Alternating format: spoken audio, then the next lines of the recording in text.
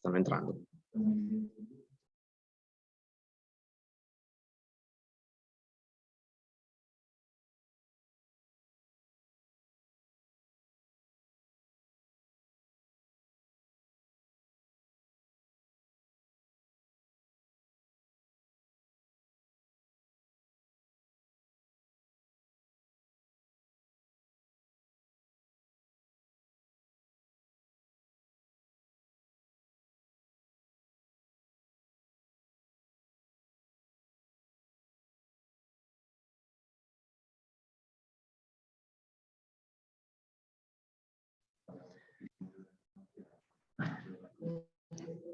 Buongiorno a tutti,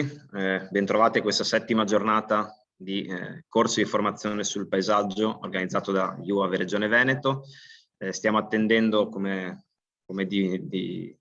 prassi l'arrivo dei corsisti. Attendiamo ancora un paio di minuti per permettere alla maggior parte dei corsisti di collegarsi e poi diamo inizio all'attività della giornata.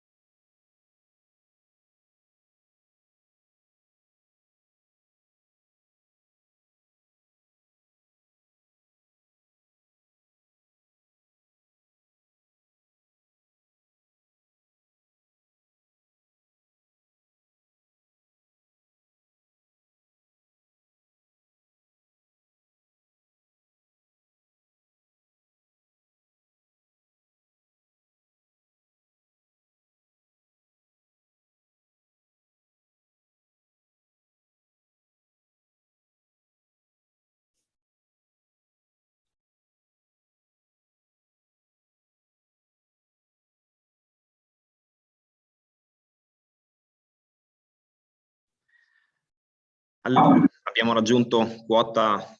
40, quindi possiamo dare inizio alle attività della giornata. Rinnovo il mio buongiorno a tutti i partecipanti. Oggi siamo arrivati alla settima giornata di corso di formazione ed entriamo nell'ultimo blocco tematico dei 3 previsti da questo corso. Se i primi 2 hanno focalizzato la loro attenzione, il primo delle prime 3 giornate di lezione, su il tema e il rapporto tra turismo e patrimonio, guardando in maniera specifica all'ambito costruito, alle città d'arte e agli ambiti più urbani. Il secondo ha passato in disamina un'accezione specifica di come il turismo si è appoggiato e beneficia delle tematiche paesaggistiche legate agli ambiti rurali e più naturali. Oggi entriamo nell'ultimo blocco in cui l'elemento acqua entra in relazione con il rapporto turistico. Paesaggi d'acqua, elemento acqua declinato in tutte le sue ovviamente sfaccettature, non solo l'acqua intesa come costa e quindi come acqua di mare, ma l'elemento acqua come elemento fiume, lago e quindi in tutti i suoi rapporti che modificano, interagiscono con quelli che sono l'elemento umano, l'ambito turistico, l'opportunità e la criticità che questo rapporto ha generato nel tempo, soprattutto in una regione così ricca in questi contesti come quella della regione Veneto. Abbiamo scelto di dare questo taglio non prettamente legato solamente a un ambito costiero marittimo proprio per la ricchezza e la sfaccettatura così ampia dei paesaggi che la regione Veneto può offrire. Una regione che sappiamo bene a livello turistico europeo è la seconda regione per attrattività e per presenze turistiche e grazie anche alla presenza dei laghi, dei fiumi e di tutte quelle aree che utilizzano l'elemento acqua come quasi asse trainante di uno specifico ambito di offerta turistica. Oggi avremo diverse personalità che ci racconteranno sia da un punto di vista teorico-metodologico che dal punto di vista di esperienze pratiche di gestione e di amministrazione sia locale che sovralocale, proprio come questo rapporto fra economia turistica e ambito paesaggistico legato all'elemento acqua entra in gioco e ci dà un'opportunità di ragionare su come da un presente organizzare e pianificare un futuro, tra virgolette, più sostenibile. Il primo degli interventi che abbiamo oggi è la dottoressa Sabrina Meneghello, che oggi riveste una multicasacca, tra virgolette, in quanto appartenente sia al centro studi interfacoltà del turismo che coinvolge l'Università di Venezia, quindi Ca' Foscari, l'Università di Padova e l'Università di Verona, sia in ottica proprio personale di studi che la vedono coinvolta in un percorso di ricerca che approfondisce esattamente questi temi di rapporto fra offerta turistica, criticità e paesaggio proprio legato all'acqua. Quindi adesso le cedo la parola, sappiamo che abbiamo come sempre un'oretta di riferimento, lasciando aperta la possibilità ai corsisti poi di sottoporre domande e interazioni alla dottoressa Meneghello che eventualmente ci risponderà nel caso e sulla materia specifica. Quindi dottoressa Meneghello, a lei la parola. Grazie Filippo. Appunto, io ringrazio ancora una volta tutto il gruppo di lavoro che mi ha invitato e saluto i partecipanti, sia gli esperti che i corsisti. E sono qui, come diceva Filippo, con una duplice veste. Da un lato porto le mie più recenti riflessioni sulla relazione tra dinamiche turistiche e paesaggio che derivano dalla mia frequenza del percorso dottorale, in particolare in studi geografici, che è un percorso interateneo che vede insieme i 3 atenei citati nell'organizzazione appunto di questo percorso dottorale, con anche il curriculum di studi geografici, nel quale io adesso sono inserita al terzo e ultimo anno e sono seguita dalla professoressa Benedetta Castiglioni, che insegna geografia a Padova e che è esperta sui temi del paesaggio, e porto i suoi saluti anche a tutti i corsisti da parte sua. E poi anche vengo come collaboratore, ricercatore del centro studi CISET, che forse qualcuno di voi conosce. È un centro studi fondato oramai insomma più di 25 anni fa dall'Università Ca' Foscari di Venezia, dalla Regione Veneto e allora dal Touring Club italiano. Tuttora Regione Veneto e Ca' Foscari sono diciamo i soci del centro studi, che svolge appunto un ruolo diciamo operativo in una serie di progettualità che sono sia gestite da Ca' Foscari che in sinergia spesso con l'istituzione regionale, per appunto supportare i territori in progettualità che riguardano l'aspetto del turismo, le dinamiche turistiche con una prospettiva di tipo economico. Da molti anni collaboro con il centro studi e quindi il mio intervento ha come obiettivo di provare a mettere insieme le mie più recenti riflessioni, che sono informate dagli studi geografici che osservano appunto questo nesso, dinamiche turistiche e paesaggio, con quella che è stata la mia esperienza sul campo di consulente, di anche formatore su questi temi, a supporto anche spesso delle istituzioni a diverso livello territoriale. Quindi la prima parte del mio intervento ha come obiettivo quello di condividere con voi alcune riflessioni di tipo più teorico, provare a con voi verificare l'efficacia di un tentativo di definizione di una dimensione turistica del paesaggio, se non addirittura una definizione di paesaggio turistico, anche condividendo quello che è emerso da un lavoro bibliografico che ho recentemente ultimato e che insomma mi ha visto impegnata con delle pubblicazioni a livello internazionale che hanno trattato questo nesso, dinamiche turistiche e paesaggio, e per vedere appunto se questo tentativo definitorio poi può anche aiutarci a spiegare il tema oggetto della giornata, ovvero l'acqua e acqua come elemento del paesaggio in diverse tipologie di destinazioni, a partire ovviamente da quelle costiere, ma non solo, poi anche nel dialogo con l'entroterra e le altre destinazioni caratterizzate dalla presenza dell'acqua. E poi in termini, ecco, non so, vedete? Scusate? Vedete? No, ancora no. In questo momento non vedo, vediamo un attimo, scusatemi, devo aver combinato qualcosa, ecco, no, ecco. Ecco, quindi dicevo, vedere se questo tentativo Noi definito... ancora non vediamo, dottoressa Meneghelli, allora deve provo a... condividere lo schermo vediamo. completamente. Ok, ora... Adesso vediamo, può mettere in presentazione. Bene, ok, scusate, perfetto. devo aver toccato qualcosa che non andava bene. Ecco, quindi dicevo, provare a verificare se questa definizione funziona nella descrizione delle situazioni in cui l'acqua è non solo elemento fisico, ma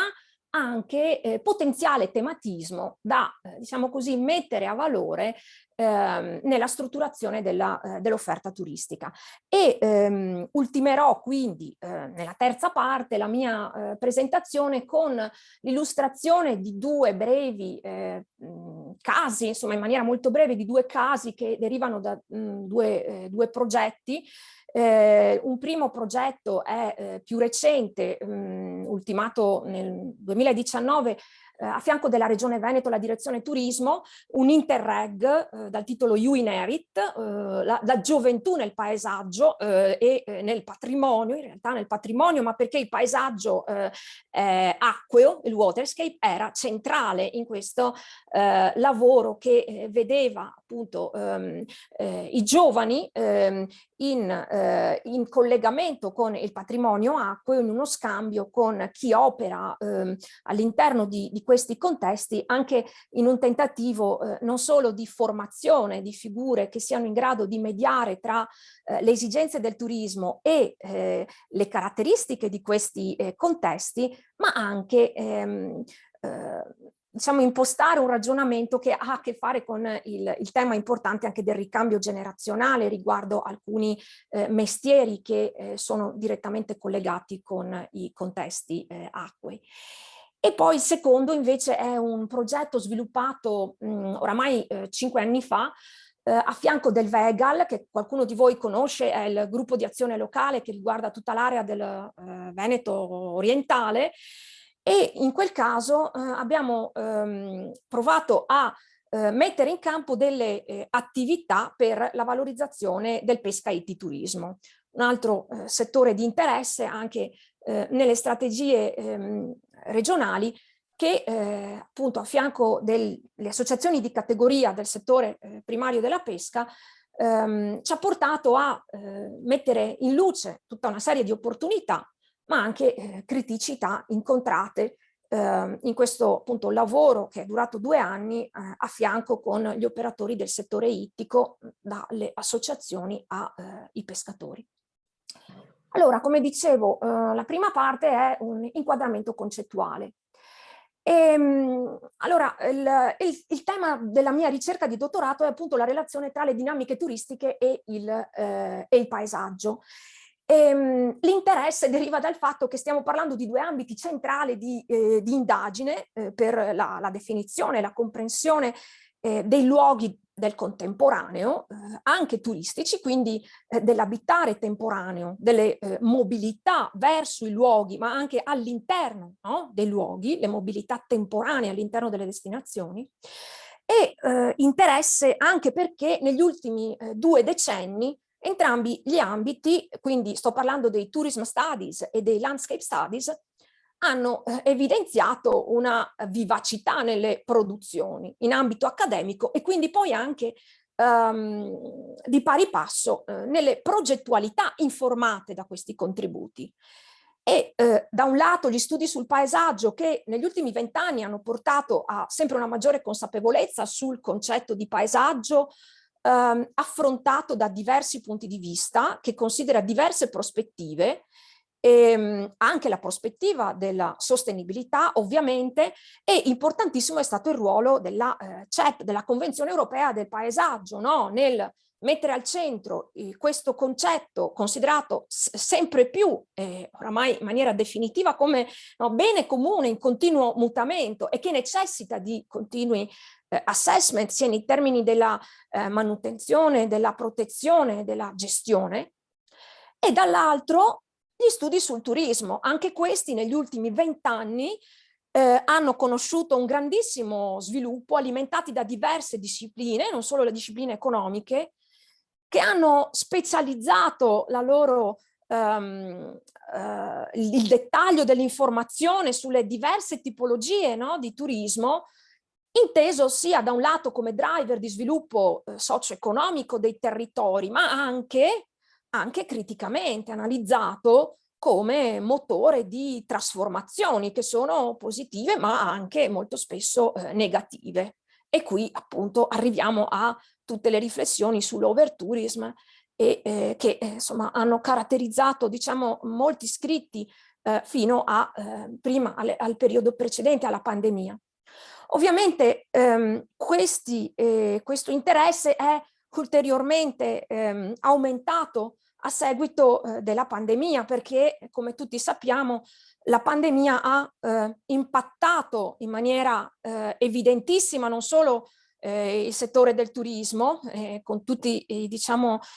gli effetti sulle destinazioni, sui territori, sulle imprese della filiera, ma anche le riflessioni sul paesaggio. Allora, il mio interesse su questo tema deriva quindi da questi elementi che vi ho illustrato, ma anche appunto da quella che era stata la mia esperienza al CISET di lavoro sul campo, dove io appunto vedevo che questa connessione tra questi due ambiti veniva molto spesso data per scontato. Ma poi appunto da un punto di vista teorico e da un punto con i documenti che io consultavo, che erano più legati a, diciamo, l'ambito economico e del management, mi rendevo conto che in realtà questa connessione molto spesso veniva fatta in maniera superficiale. E allora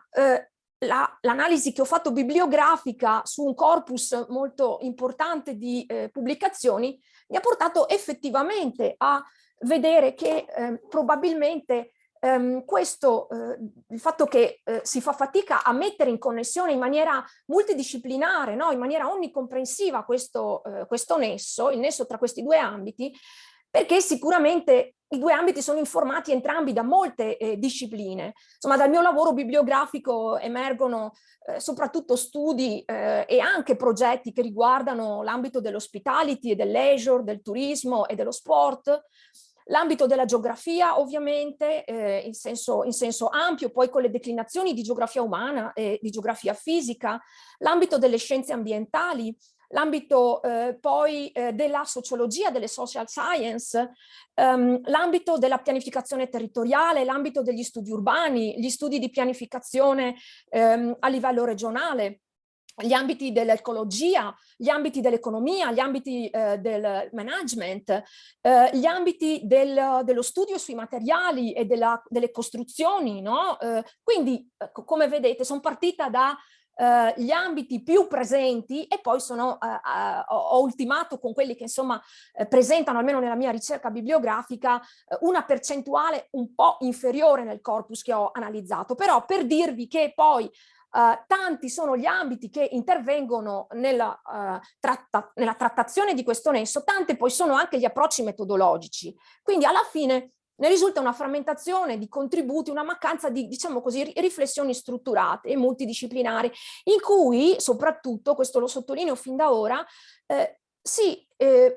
cerchi di mettere insieme non solo la dimensione fisica, no, della relazione, ma che si metta al centro il fatto che la dimensione fisica, come adesso cercherò di evidenziare nel mio tentativo di definizione, è una delle dimensioni che vanno considerate nello studio e nelle indagini su questo nesso.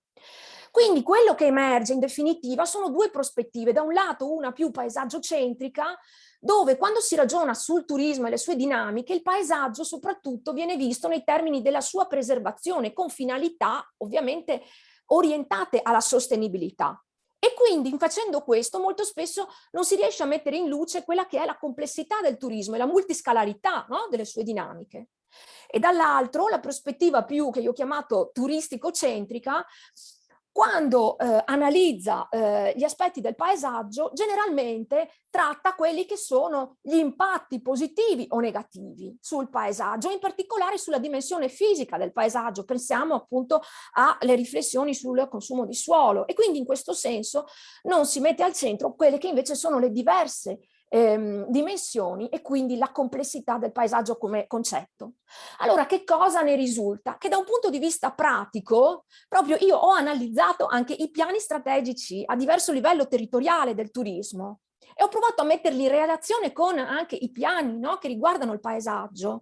E allora molto spesso si vede che non vengono messi in relazione gli obiettivi, non vengono messi in relazione quelle che sono le strategie. Io ho più dimestichezza con i piani strategici del turismo, no? E anche con quelli che sono, conoscerete se siete anche coinvolti nel lavoro con le amministrazioni, anche nella zona per esempio del litorale veneziano, con le cosiddette OGD, no? Le organizzazioni di gestione delle destinazioni, che corrispondono, no, all'acronimo inglese Destination, alle DMO, Management, no, Organization, insomma gli organi preposti a livello territoriale, dopo appunto che è stata approvato con la legge regionale del 2013, la numero 11, l'istituzione a livello appunto locale di organi preposti all'organizzazione, alla gestione della destinazione da un punto di vista turistico. Allora queste OGD, che nel litorale sono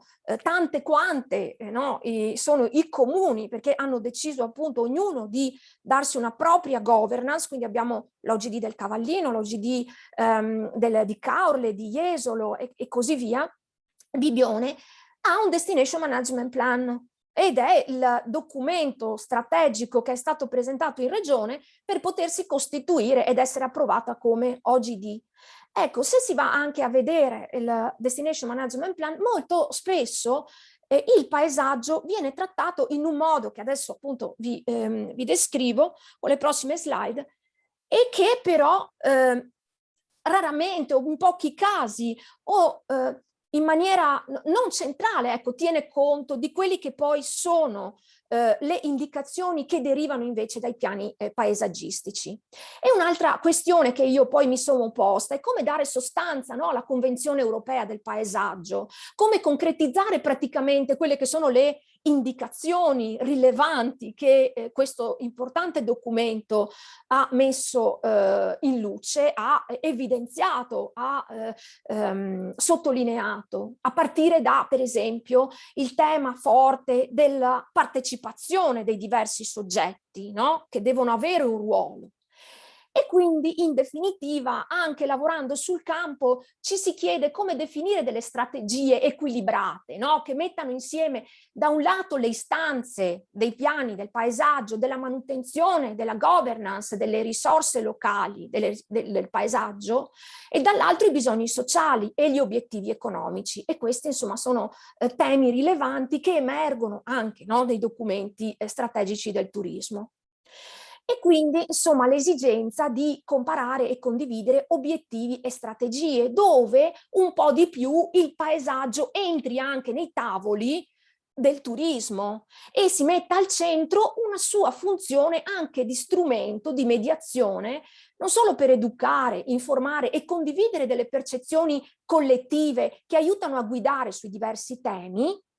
ma anche come strumento per gli stakeholders che possa informare e orientare decisioni e azioni.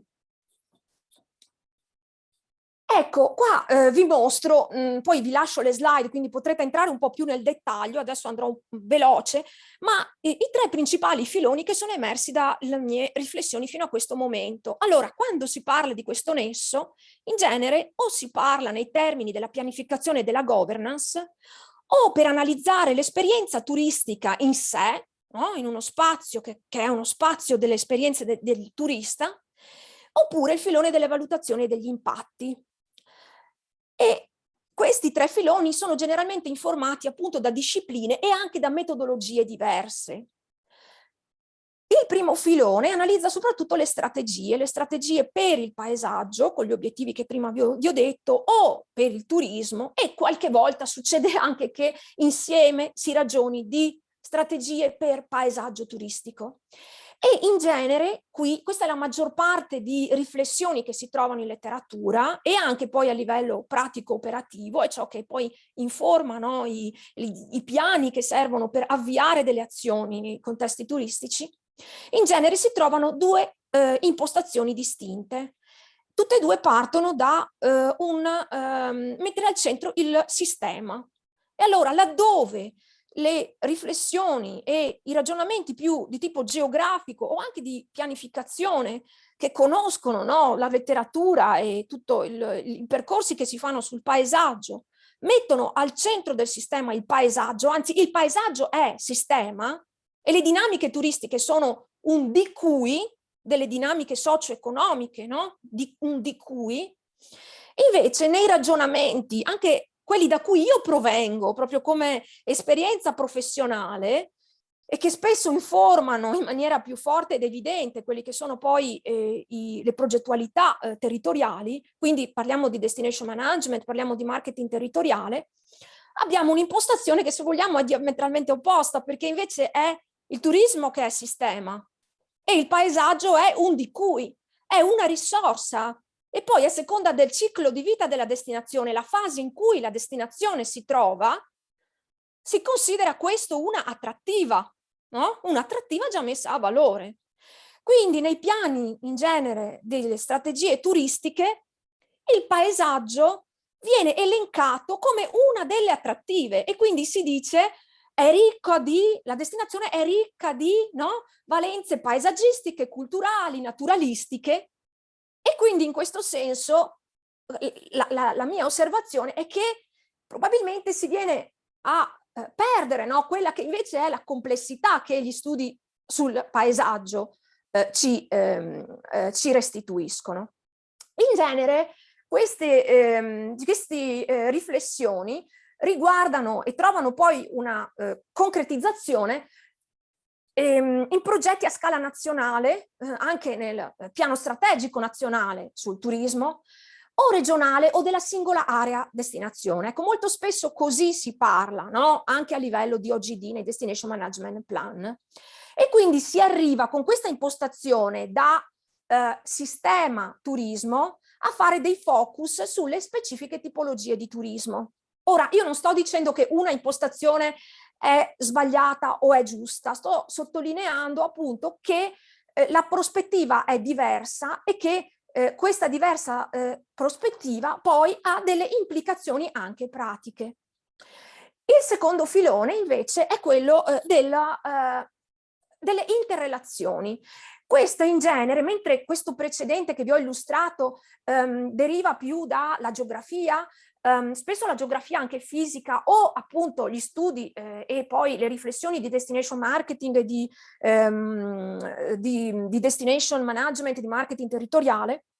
invece questo secondo filone è più informato dagli studi di scienze sociali e umanistici. Quindi qui abbiamo in genere la geografia umana, qui abbiamo la sociologia, anche la semiotica, perché qui si mette al centro l'aspetto relazionale dell'esperienza con il paesaggio. Questi sono, diciamo, dei ragionamenti e delle riflessioni informate dagli studi postmoderni, tutta la corrente che deriva, no, dal mobility turn e di ambito anglosassone, poi gli studi post-fenomenologici che mettono al centro delle riflessioni un concetto su tutti, il taskgate, no, che è paesaggio delle pratiche, se così lo possiamo definire, ma che poi ha influenzato in maniera molto importante anche gli studi turistici, a partire insomma dagli anni 2000, perché da quel momento in poi questi studi di geografia umana e di scienze sociali e nell'ambito umanistico hanno iniziato a mettere al centro anche negli studi turistici il tema delle pratiche, e quindi del punto di vista della pratica, del soggetto praticante, percipiente, quindi no, nella sua relazione con il paesaggio, superando una impostazione del puro gazing, dello sguardo, no? E quindi di questa relazione diciamo più passiva rispetto a tutto l'ambiente circostante, quindi rispetto a il paesaggio. E quindi si è messo al centro quella che è l'esperienza, la pratica attiva, il ruolo attivo del percipiente, e in questo senso anche poi con l'apporto dell'economia, che nello stesso periodo conosceva una svolta di paradigma, e ricordo uno per tutti il testo importante L'economia dell'esperienza, che ha portato a far coincidere nel linguaggio turistico, sia alimentato dagli studi che vi ho detto appunto più di tipo umanistico e di scienze sociali, ma anche contemporaneamente di tipo economico e del management, hanno appunto portato a mettere al centro il tema dell'esperienza, il tema della pratica, e quindi anche da un punto di vista economico si è iniziato a parlare di interazione tra produttore e consumatore, co-creazione dell'esperienza, fino a, e anch'io mi sono occupata di questo, scrivendo anche degli articoli su questo, di turismo esperienziale, esperienzialità, no? Del turismo. Questo appunto è un altro tema importante che vedremo in una seconda parte della mia riflessione. Quindi pratiche immersive, coinvolgimento, performatività, ruolo centrale del percipiente, del praticante, anche nella co-creazione dell'esperienza. E quindi si è andato a valutare quello che è il ruolo del turista anche nella co-creazione, dal prima, no, di arrivare a destinazione, durante la sua esperienza e anche poi dopo. In questo senso pensiamo al ruolo dell'information technology e della condivisione di contenuti, no, attraverso il web. Che ruolo ha nell'informare anche poi la pianificazione di nuove rotte, di nuovi itinerari per gli operatori turistici, che ruolo hanno poi nella promozione dell'esperienza nel momento stesso in cui la vivono, e poi successivamente con i feedback, no? Attraverso i portali in cui si può lasciare un proprio giudizio. E poi ecco il filone delle valutazioni degli impatti. Questo è l'ultimo filone che metto in evidenza. Qui ci sono molte discipline che affrontano questo tema, e in genere si analizzano, no, gli effetti trasformativi del nesso, soprattutto gli effetti trasformativi del turismo sul paesaggio, effetti positivi e negativi, ma sottolineo anche in alcuni casi gli effetti del paesaggio sulle dinamiche turistiche. In genere si parla di effetti del turismo sul paesaggio, ma io per esempio sto con un caso studio riflettendo su gli effetti di eventi calamitosi, pensate a Vaia, nei contesti montani del Veneto, sulle dinamiche turistiche in termini di percezioni, in termini di pratiche, in termini di flussi. No? Ecco, quindi è, come dire, una osservazione degli effetti trasformativi che riguarda il nesso, ma che può andare o da una direzione o dall'altra. Generalmente gli studi economici analizzano gli impatti economici in genere del turismo, no? Sul paesaggio, e gli studi geografici o anche di pianificazione analizzano quelli che sono gli impatti ambientali, anche attraverso la G-Science per esempio, o sociali ovviamente con l'integrazione, l'interdisciplinarietà con altri ambiti, per esempio le scienze storiche. Pensate a tutte le riflessioni sull'evoluzione delle percezioni dei residenti circa il contesto del dwelling, dell'abitare, del muoversi, no? Nel proprio luogo di residenza, interessato laddove è interessato da dinamiche turistiche. Oppure riflessioni di tipo politico, e quindi quanti studi in ambito soprattutto urbano sugli effetti della globalizzazione, no? E lo studio sulle diverse entità che hanno un ruolo sia nelle dinamiche locali, ma anche contemporaneamente fanno parte di dinamiche globali. Oppure gli studi critici su quelli che sono gli impatti, per esempio, del turismo sulle produzioni locali, sulle comunità, anche pensando a tutta la letteratura sulle ingiustizie sociali, no? Che hanno poi anche che portano a delle riflessioni sui temi, insomma, del mercato anche del lavoro, anche nel turismo. Quindi questo per fare qualche esempio di quante riflessioni riguardano questo ambito, anche però di effetti positivi. Ecco, pensate a quando il turismo viene messo al centro come volano di sviluppo economico in un'ottica di sostenibilità, e quindi si analizza quello che è il miglioramento della qualità della vita dei residenti, le opportunità, no, lavorative, le opportunità in termini di potenziamento di servizi, oppure quando si ragiona sulla possibilità che dà il turismo di prendersi cura del patrimonio, oppure di mettere al centro le questioni del paesaggio, della manutenzione del paesaggio. No? Quindi ecco, questi sono dei contributi che guardano agli effetti del turismo, mettendo in evidenza quelli che sono appunto gli effetti positivi. Allora, come vi dicevo, questa mia riflessione mi porta a pormi la questione se esista una dimensione turistica del paesaggio, se si possa definire un paesaggio turistico. E quello che io ho visto, ho capito, è che laddove per esempio nella letteratura a livello internazionale esistono diverse definizioni, per esempio c'è il termine, l'espressione tourist landscape, che è diversa da tourism landscape, perché il tourism landscape o anche tourist landscape con una accezione negativa corrisponde a quello che noi in italiano definiamo il paesaggio turistico, che mette al centro quelli che sono gli elementi fisici evidenti che caratterizzano gli spazi turistici, quindi se vogliamo la componente di offerta turistica, no? In un'analisi, come dire, economica di sistema turistico. Quindi sono le strutture, gli hotel, gli spazi ricreativi, no? Le facilities, e parliamo di landscape of tourism, e in italiano è sempre, no, il paesaggio turistico in questo senso. Poi con la specifica, e anch'io mi sono occupata di questo, del tourism of landscape, che allora vuol dire, nell'analisi più dettagliata delle tipologie di turismo, mettere al centro del ragionamento quello che noi anche come CISET abbiamo definito il turismo del paesaggio culturale. Che cosa significa? Significa che c'è una parte della domanda turistica che è interessata a una fruizione, diciamo, di cultura in senso ampio, e che quindi non sceglie la classica città d'arte, no? Quella dell'overtourism, per intenderci Parigi, Venezia, ma sceglie dei contesti che sono anche dislocati rispetto ai luoghi dei grandi flussi turistici,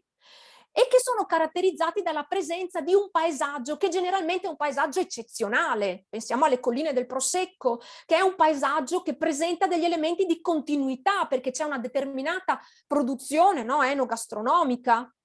che non è interrotto questo paesaggio, non presenta elementi di urbanizzazione. Quindi è una specifica tipologia, no, di turismo che mette al centro queste valenze paesaggistiche, ma ovviamente non considera il turismo, il paesaggio nella sua complessità, quello che viene descritta nella Convenzione europea, dove appunto si dice che paesaggio è anche un paesaggio ordinario, è il paesaggio della quotidianità, è il paesaggio dei residenti, è anche un paesaggio dismesso, è anche un paesaggio degradato. Quindi nella letteratura internazionale si trovano tutte queste diverse sfumature. Non sempre vengono utilizzate queste espressioni con cognizione di causa, però l'analisi bibliografica che io ho fatto mi ha permesso di dire che laddove c'è una riflessione anche sugli aspetti definitori, queste sfumature emergono. Invece, quello che a me pare di poter dire è che nella nostra lingua il termine, l'espressione paesaggio turistico e anche poi paesaggio turisticizzato o paesaggio del turismo e turismo del paesaggio mettano in luce soprattutto quella che è la componente di offerta e quindi non esista in realtà una parte di questa definizione che invece sottolinei, no,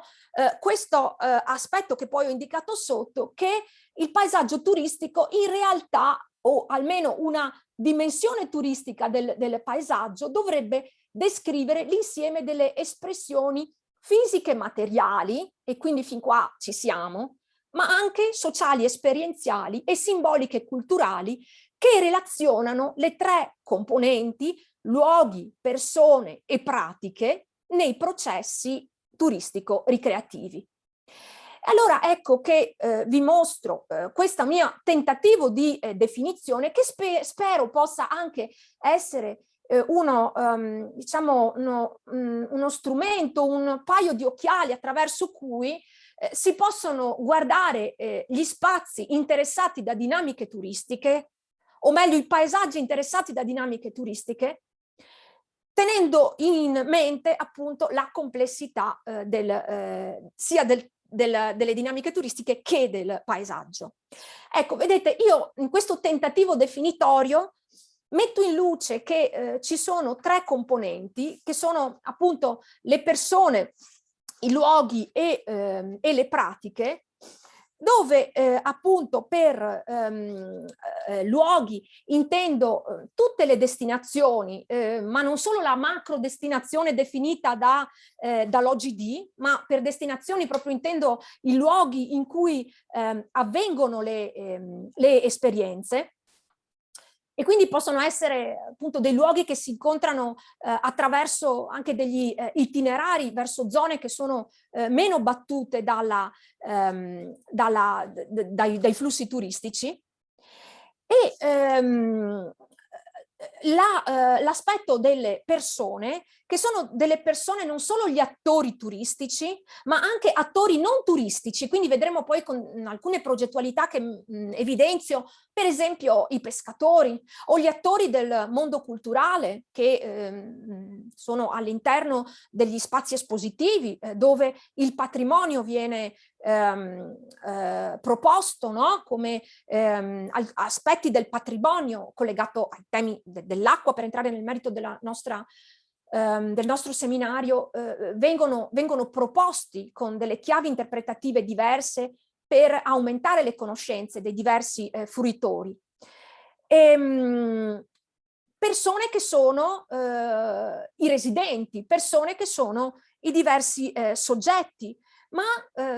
in questo, qui ho messo persone, in realtà ora la mia riflessione sta andando anche un po' in là, perché appunto poi tutti gli studi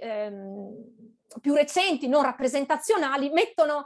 in luce anche l'agency, no? Di altri soggetti che anche sono non umani in questa dimensione relazionale. E poi le pratiche. No, le pratiche che sono intese, come vi dicevo, ovviamente questa definizione è molto informata dal secondo filone che vi ho descritto, sono le esperienze turistiche situate, no? Il modo in cui si incontra, ci si relaziona al paesaggio. Allora, queste tre componenti sono tutte in relazione e relazionandosi creano delle dimensioni che sono una, vedete, la dimensione più fisica, spaziale, materiale, le pratiche che incontrano i luoghi, una dimensione che è più sociale, sociale, no? Derivata dal tipo di esperienza che si compie, e una dimensione che invece è più di tipo culturale, è più legata alle rappresentazioni, e questo ovviamente ha molto a che fare con il tema del patrimonio. È la patrimonializzazione, no? Come avviene la patrimonializzazione dell'incontro con il paesaggio. Nel nostro caso parliamo del paesaggio, del waterscape. E un'altra cosa importante per le riflessioni che riguardano appunto il nesso paesaggio e turismo è il ruolo di mediatori. Ecco, questo non deve essere dimenticato, mediatori che intervengono in tutte e tre le dimensioni che si vanno a determinare nella relazione tra le tre componenti. Quindi abbiamo dei mediatori sia nella dimensione spaziale, possono essere dei dispositivi, no? Pensate a, non so, la bicicletta, ecco, per esempio, no? Il cicloturismo. Dei mediatori invece che intervengono nella dimensione sociale, qui poi in letteratura si chiamano anche switchers, no? Sono quelli che permettono di aprire delle porte verso la conoscenza, l'incontro con i luoghi, no? Anche sono chiamati i gatekeepers. Non sono solo operatori turistici, sono operatori turistici, ma non solo, possono essere degli operatori, degli artigiani, i pescatori, no? Abbiamo detto nel caso del patrimonio del waterscape, e poi delle forme di mediazione, no? Che intervengono nella dimensione poi culturale, nella dimensione delle rappresentazioni, e quindi qua pensiamo a diversi dispositivi che vengono messi in campo anche quando si parla di aspetti espositivi all'interno di spazi preposti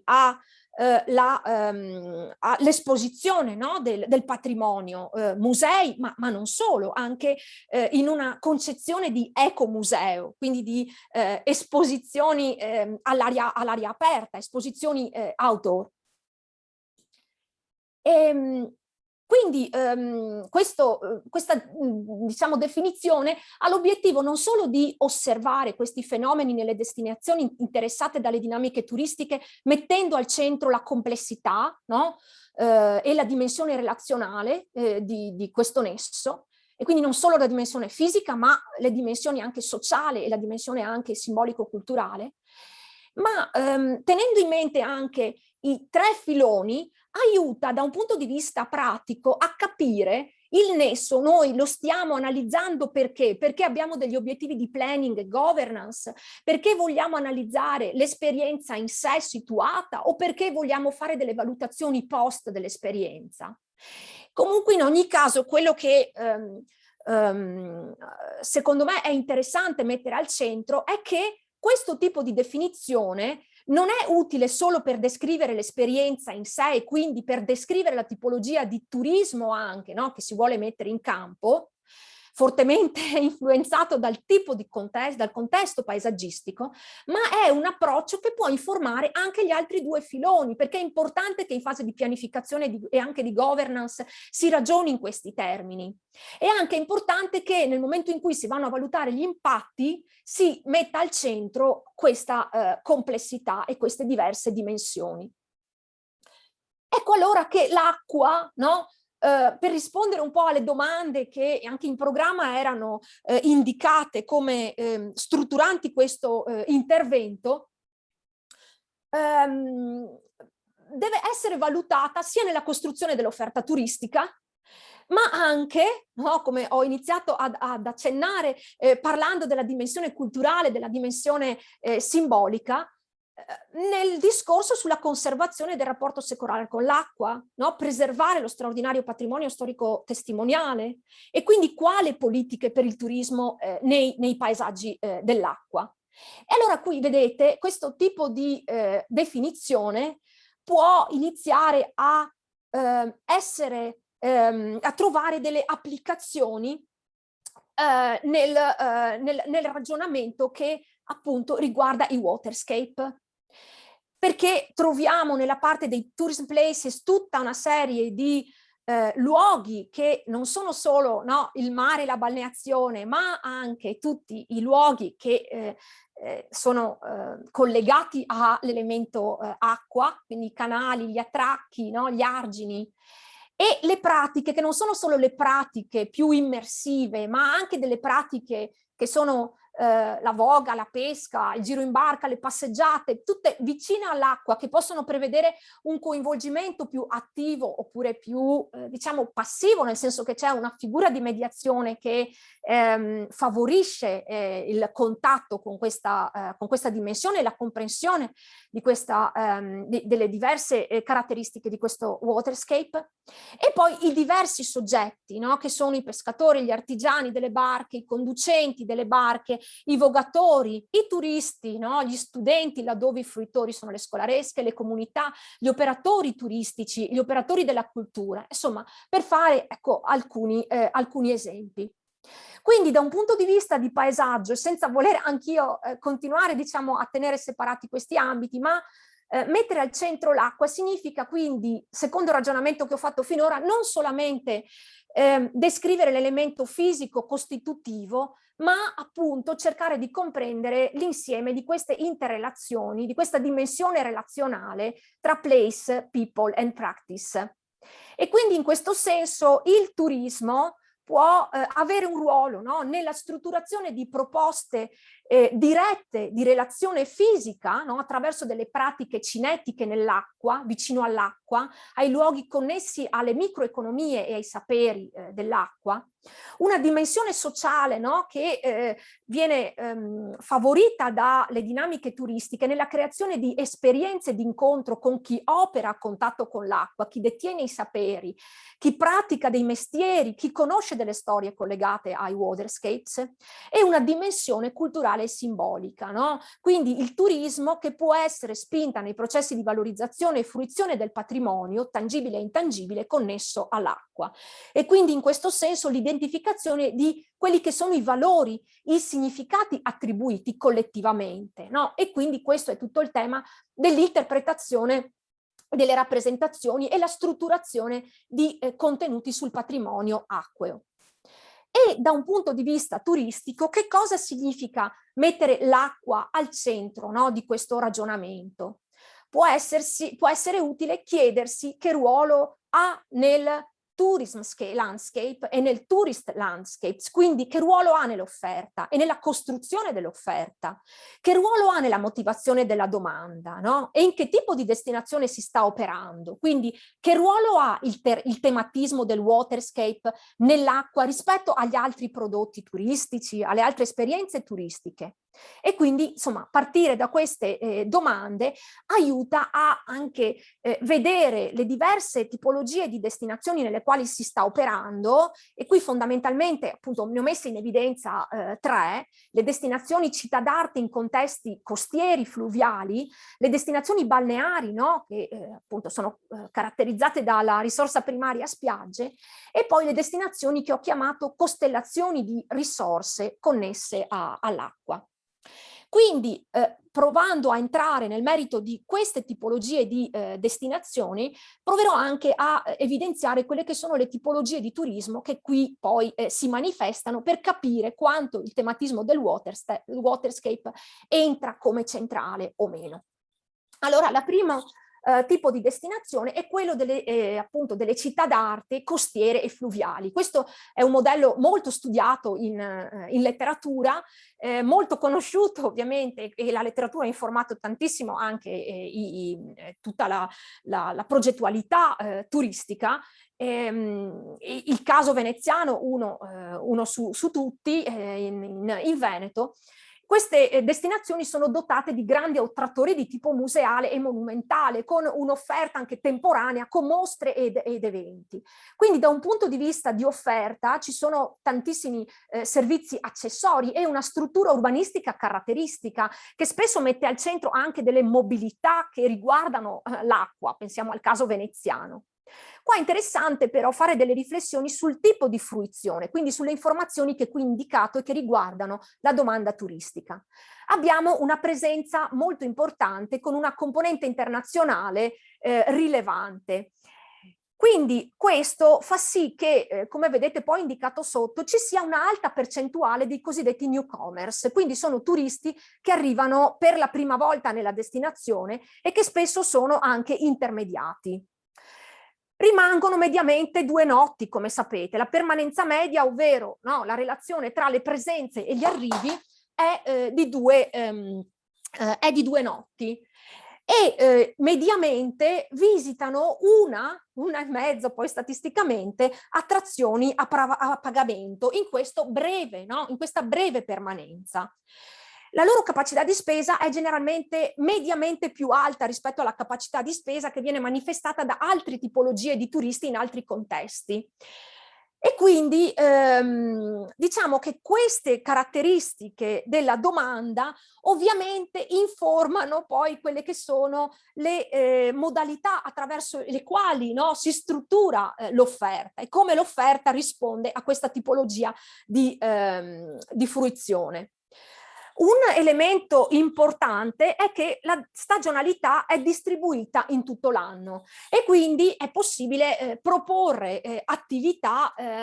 che non tengono conto di quelle che sono anche le condizioni diverse atmosferiche, meteorologiche, perché molte attività si svolgono in contesti che sono indoor. Qua va considerata in maniera importante anche la componente escursionistica, ovvero quelli che sono i turisti che arrivano da fuori, che quindi non pernottano nella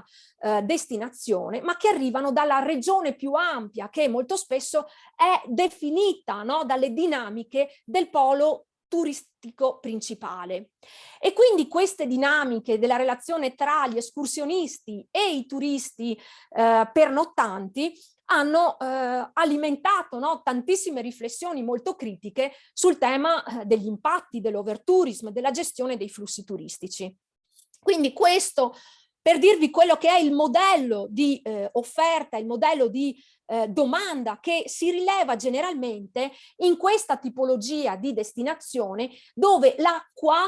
si può dire, è uno degli elementi costitutivi, ma in cui la motivazione prevalente è quella di conoscere quello che è il patrimonio in senso storico-artistico, e la maggior parte della fruizione è informata da questo tipo di tematismo. Qualche dato non è aggiornato, ma insomma diciamo che quelli aggiornati anche che riguardano il pandemia riflettono questo, ma è solo per farvi vedere come anche a Venezia abbiamo una permanenza media che è di 2 giorni, 2,3, una componente internazionale che è anche mediamente più alta, molto più alta rispetto alle altre città che ho indicato, con più dell'80% rispetto a tutto il movimento, quindi rispetto al movimento anche domestico. E che cosa, diciamo, nei piani strategici si indica per questo tipo di destinazioni, e quindi che si trova anche nel Destination Management Plan di Venezia e della sua laguna. Queste sono le indicazioni, quindi è auspicabile un aumento della durata del soggiorno, è auspicabile una diffusione dei flussi in tutta l'area OGD, quindi in questo caso parliamo di un tentativo di ampliare le opportunità di conoscenza della destinazione più ampia. La necessità di diciamo ibridare le proposte con saperi e con appunto competenze che derivano in maniera creativa anche da altri ambiti, cercare di sostenere quelle forme di turismo che possono attirare delle presenze durante tutto l'anno, ovviamente mantenere la componente internazionale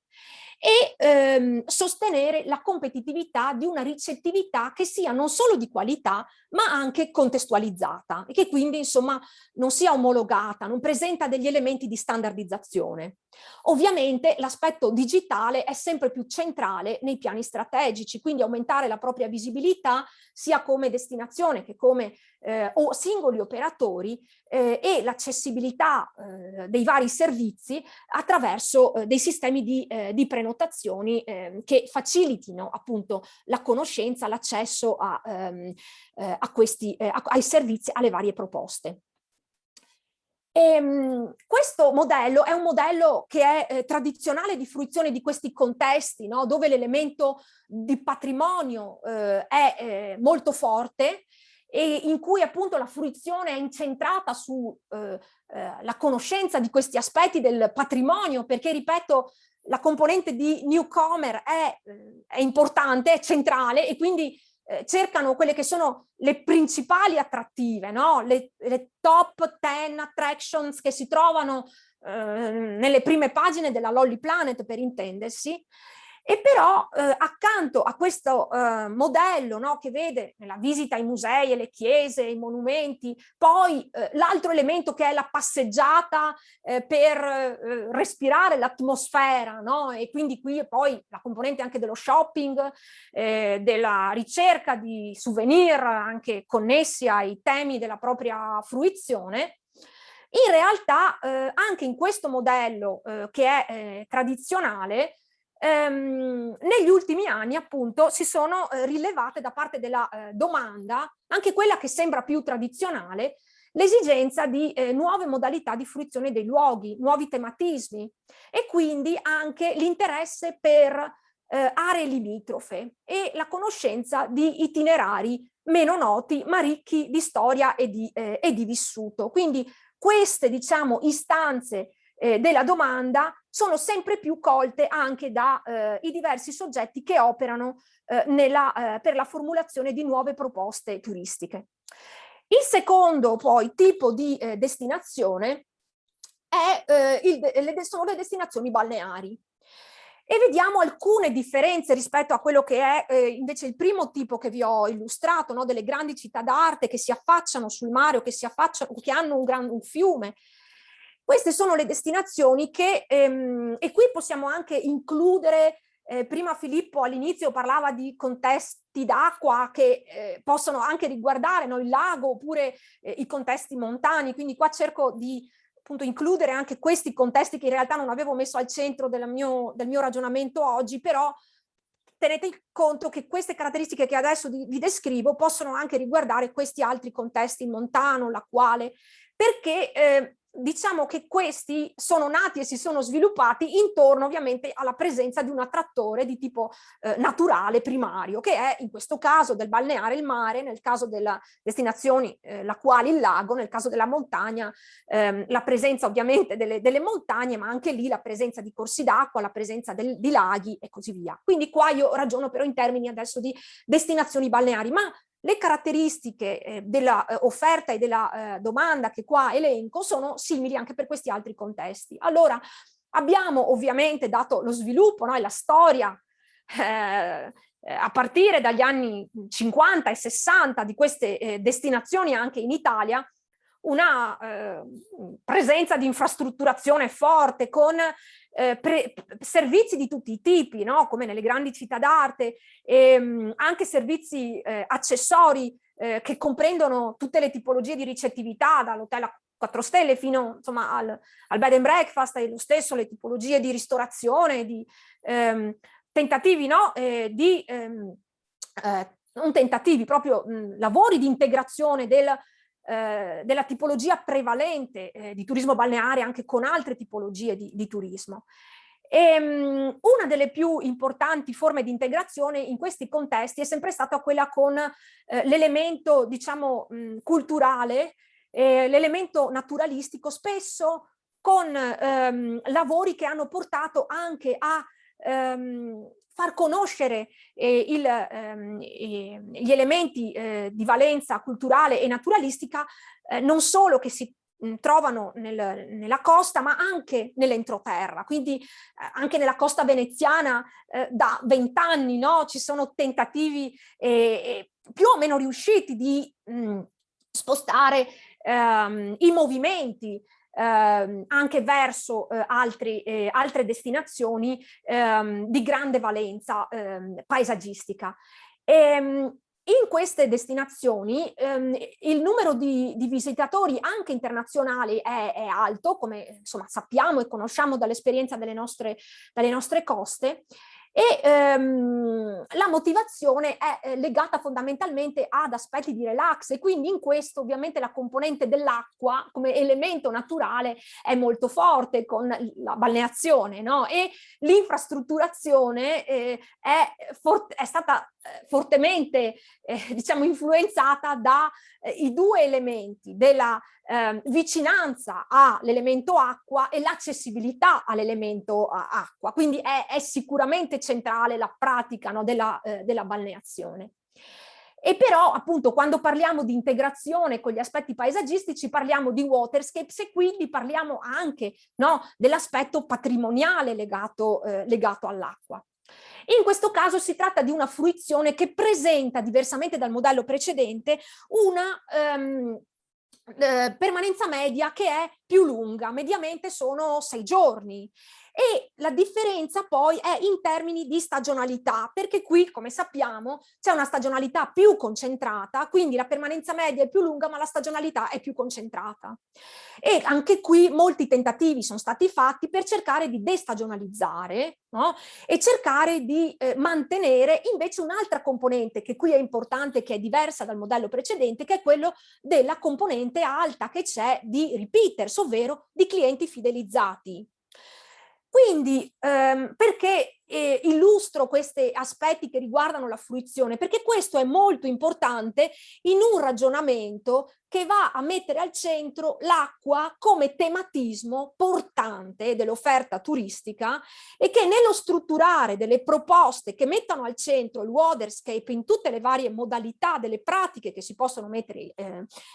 promuovere, e le diverse persone che si possono coinvolgere in questa progettualità e le diverse modalità anche di diciamo forme di interpretazione, forme di rappresentazione, devono tener conto appunto di questi aspetti che caratterizzano la maggior parte della fruizione dei due diversi contesti. Quindi devo considerare che proposte di questo tipo devono fare i conti con quella che è, no, la maggior parte della richiesta di fruizione o strutturazione di proposta che c'è in quel contesto, di quanto sta mediamente un turista, di quanto è intermediato, e quindi che margine anche di manovra ha rispetto al pacchetto itinerario nel quale è inserito. Rispetto a quali altre attrattive arriva, no? L'attrattiva che mette al centro il tematismo del waterscape rispetto alle priorità, che sono le attrattive che sono considerate prioritarie. Quanto tempo sta appunto nella destinazione, nel caso del balneare, e a che condizione un turista del balneare decide di passare una giornata di sole, quindi non una giornata di pioggia, per andare a scoprire, no?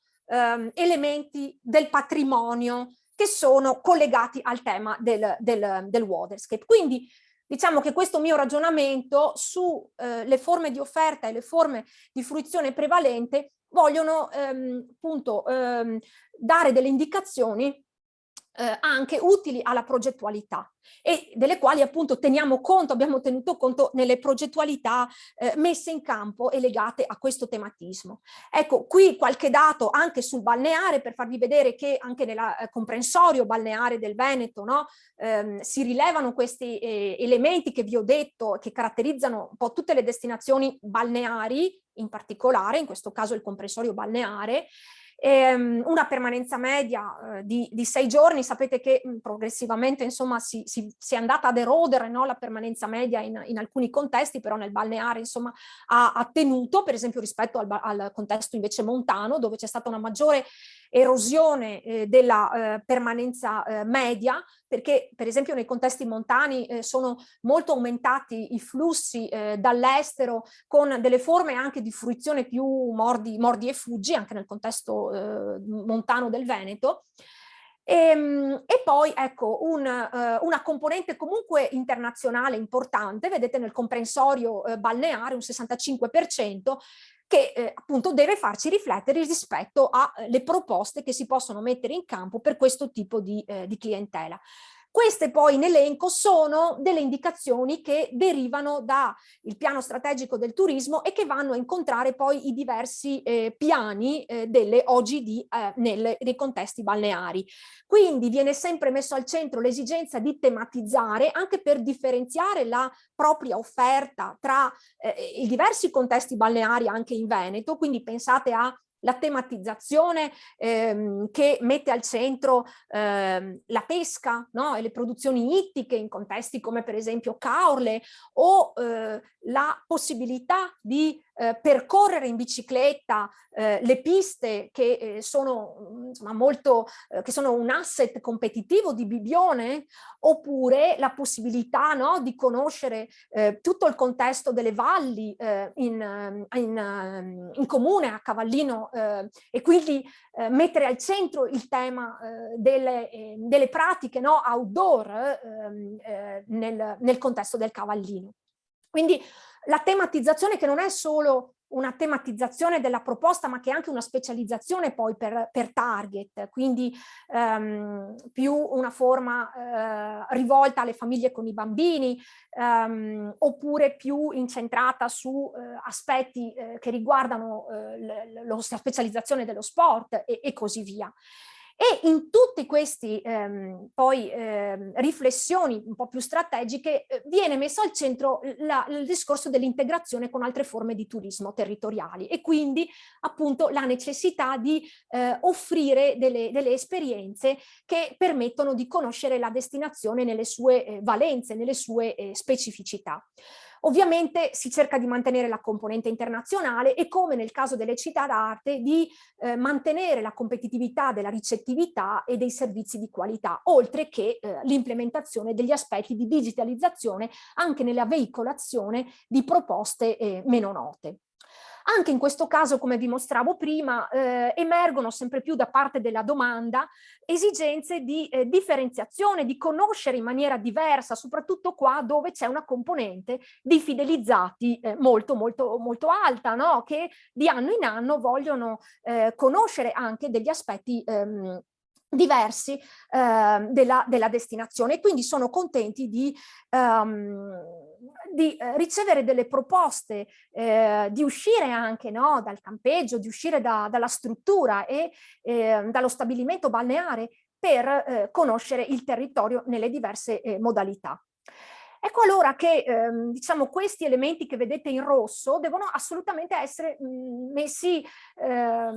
tenuti in grande considerazione, perché la domanda anche in questi contesti più tradizionali dimostra, e diciamo anche in seguito alla pandemia in maniera ancora più forte, una sempre maggiore sensibilità verso i temi ambientali, una ricerca di ciò che caratterizza e distingue la destinazione, un rispetto e un interesse per la cultura della comunità ospitante, la ricerca, come vi dicevo, di essere attivo, quindi di sperimentare e imparare piuttosto che essere spettatori, e quindi appunto in questo senso una richiesta di incontro, di coinvolgimento e di immersione. E questo appunto incontra, diciamo, quella che è la definizione di turismo, di paesaggio turistico che vi ho indicato. Ecco allora che alcune destinazioni si caratterizzano come, diciamo, modelli di un turismo territoriale esperienziale che è costellazione di risorse, mentre in altre, che queste due che vi ho illustrato, questa forma diventa una modalità di integrazione di quella che è appunto la forma dominante, no, di proposta, di offerta turistica. E allora si devono incentrare su, appunto, da un lato, tenendo conto che sono comunque delle forme di nicchia, di questa forte componente esperienziale. Si chiamano creative tourism, dove l'incontrare i locali, dove il vedere il dietro le quinte viene messo al centro. E il paesaggio in queste forme di turismo diventa una configurazione, no? Dove l'area è una portatrice di significati collettivi. Ciò che interessa quindi non sono i singoli attrattori, come nel caso della città d'arte o come nel caso della balneazione, del mare, no? Ma un insieme di elementi che devono essere messi a sistema, e quindi in questo senso l'itinerario, la forma dell'itinerario diventa il modo privilegiato per conoscere le diverse valenze enogastronomiche e delle produzioni locali, delle produzioni culturali, della cultura che è viva, della cultura che non è una cultura passata, ma che mostra il vissuto e il prodotto del contemporaneo. Quindi, da un punto di vista di strutturazione dell'offerta, il waterscape entra, no, in queste modalità attraverso la valorizzazione non solo di un paesaggio che è extraurbano, di pregio, ma anche dei luoghi dell'abitare, del produrre e di quelle che sono delle forme di mobilità che possono essere anche quelle ordinarie del quotidiano, come nel caso del pesca e turismo. È privilegiata sempre una modalità, o deve essere privilegiata una modalità slow, perché come abbiamo visto questo tipo di clientela che si trova anche nei contesti delle città d'arte, anche nei contesti balneari, è sensibile rispetto ai temi dell'impatto che anche la mobilità ha nei diversi contesti attraversati e conosciuti.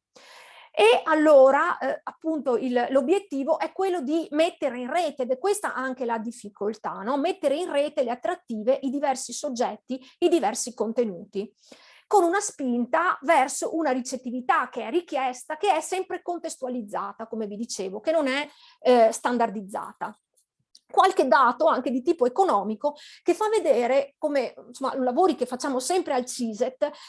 come cercando di estrapolare dai dati, in questo caso è il turismo internazionale, no? Che viene diciamo, registrato alle frontiere e che dà delle informazioni come la motivazione o come la spesa, e che fanno vedere come anche queste forme di turismo, con questa motivazione più di risorse territoriali ampie, presentino una capacità di spesa importante. Vedete, 10 euro al giorno, scusate, 100 euro al giorno, che è insomma una capacità di spesa importante. E poi, come un altro elemento importante, oltre alla capacità di spesa, come questa spesa venga distribuita in diversi servizi che si incontrano durante la giornata. Quindi non è prevalente l'accommodation, come per esempio nelle città d'arte, o la ristorazione insieme all'accommodation, come può essere nella destinazione balneare, con una fruizione più tradizionale, ma è importante appunto la fruizione di più risorse che si trovano, e quindi in questo senso anche la volontà di spendere per esempio per il giro in barca, di spendere per l'acquisto del prodotto tipico, di spendere per una ristorazione che sia una ristorazione connessa, no, a quelle che sono le produzioni locali. Quindi vedete in questa tabella si vede la distribuzione appunto delle diverse voci di spesa, fatto 100 quello che è la spesa media al giorno di questa tipologia di turisti, alla ricerca appunto della costellazione di risorse. E qui velocemente anche, no, come si vede la differenza tra il turista balneare puro, come spende, no, rispetto a dei prodotti che sono più collegati alla destinazione e alle produzioni proprio locali rispetto ai turisti del territorio. Vedete un 5% rispetto a una componenti percentuali più alte, nel caso dei prodotti enogastronomici il 40%, l'artigianato il 20%. E poi un altro elemento, anche la volontà di cercare prodotti tipici una volta che si torna a casa, quindi è il cosiddetto country of origin effect, l'effetto, no, del cercare i prodotti poi anche una volta a casa nella propria destinazione di provenienza. I due, come dire, casi studio che ora velocemente vi mostro riguardano uno il turismo nautico, e intendo sia il turismo nautico che rispetto al pesca e turismo mette al centro, no, l'imbarcazione, quindi questa è insomma la caratteristica, la definizione di turismo nautico, che comprende anche il diportismo nautico. Quindi quando si parla di turismo nautico significa che c'è anche un pernottamento a bordo, no? Quindi può essere un'imbarcazione di proprietà, oppure possono essere essere delle houseboat. Quando si parla di diportismo nautico è appunto un'altra componente, ma che non prevede necessariamente il pernottamento. Si può pernottare nella destinazione, oppure si può essere dei residenti che decidono di fare il giro in barca e poi ritornare appunto nel luogo in cui si risiede, oppure si è deciso di pernottare come turisti. Quindi rientrano entrambe queste, il turismo nautico nella grande tipologia del turismo del mare, e vedete, allora viene messa al centro l'elemento della barca. Invece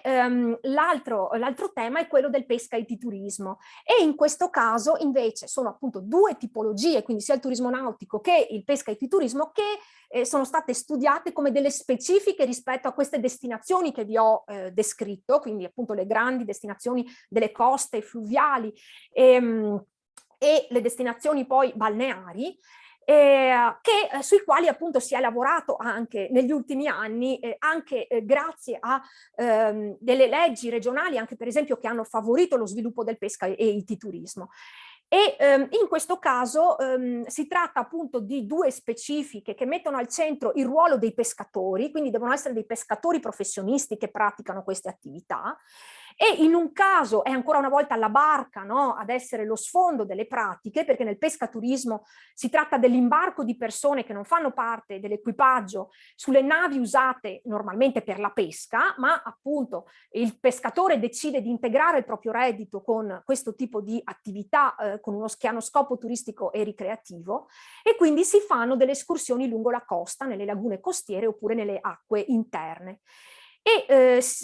quello che si fa poi in barca, sapete, è di diverso tipo, può essere appunto un pescare insieme, possono essere delle attività divulgative, di conoscenza del contesto naturale, dei mestieri, delle caratteristiche delle diverse tipologie delle barche, delle pratiche della pesca.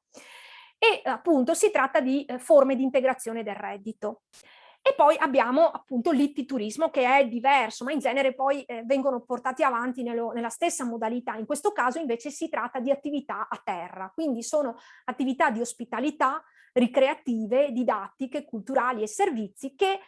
sono finalizzate ad una fruizione corretta degli ecosistemi acquatici e vallivi, delle risorse della pesca e dell'acquacultura, e che portano appunto alla valorizzazione di aspetti socioculturali che caratterizzano appunto il mondo dei pescatori. E queste pratiche di iti-turismo sono molto importanti perché spesso portano a ripristinare delle aree, no, dei paesaggi, degli edifici che sono di particolare valore, come antichi borghi o tipiche abitazioni o luoghi, no, preposti alla pesca, che in questo modo vengono appunto ripristinati, valorizzati, rimessi in funzione con appunto con un obiettivo di accoglienza e di ospitalità. Le motivazioni sono quelle che vi ho illustrato di questo tipo di domanda, no? Sia quella che riguarda il turismo nautico, il diportismo nautico, il pesca e iti-turismo. C'è un interesse nautico, c'è l'interesse a stare a contatto con l'acqua, il contatto con i contesti ambientali che devono essere preservati. Quindi questo è un elemento che è importante, ma anche appunto in quella spinta verso la conoscenza degli aspetti culturali tout court, no? Gli elementi di pregio anche socio-economici della vita locale, del residente che vive, dell'incontro con il produttore che produce, l'integrazione con appunto contenuti e attività culturali, sia a partire dalla barca ma anche in terraferma. E poi appunto vedete quali sono gli altri elementi che ricercano questi turisti, ricercano hanno una curiosità, ricercano la socialità, ricercano la convivialità, quindi è importante capire se mettere in evidenza la possibilità di aggiungere elemento enogastronomico o meno, a seconda del target di riferimento. E quindi in queste forme di turismo, che ho chiamato appunto delle costellazioni, e vado a chiudere, sempre quando abbiamo lavorato a questi progetti, lo sforzo grande è stato quello di mettere a sistema i diversi operatori e soggetti che solo entrando in maniera fattiva, anche con un coinvolgimento, no, delle comunità ospitanti e degli operatori di altri settori, non solo del turismo, ma pesca, appunto, artigianato. Pensate a tutto il tema del restauro, della costruzione delle imbarcazioni tradizionali, anche nel veneziano. È sempre stato, ecco, uno degli aspetti più critici, più problematici. E poi un'altra criticità è quella che molto spesso, lavorando con dei finanziamenti, no,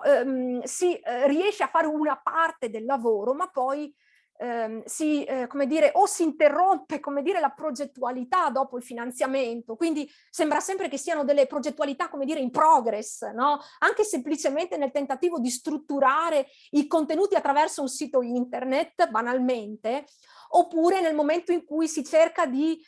strutturare un sistema anche per la mobilità lenta, no? Allora ci sono alcuni comuni che rientrano nel finanziamento e altri invece non rientrano, e quindi anche il discorso, per esempio, delle ciclabili, no? Viene meno, e quindi appunto le criticità incontrate sono queste, oppure aspetti normativi che non si sciolgono nelle tempistiche richieste da quello che è il cronoprogramma progettuale, e questo è stato particolarmente evidente nel caso del pesca IT turismo, dove insomma ci si è scontrati con il tema delle norme igienico-sanitarie, no? della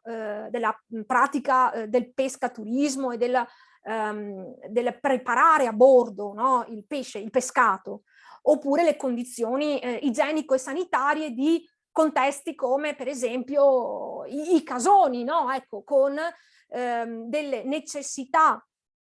di questo tipo che si vanno a scontrare con esigenze invece di tipo che riguardano quella che è che sono delle norme di tipo paesaggistico, dei vincoli di tipo, no, paesaggistico, solo per indicare alcune questioni normative che a volte hanno rallentato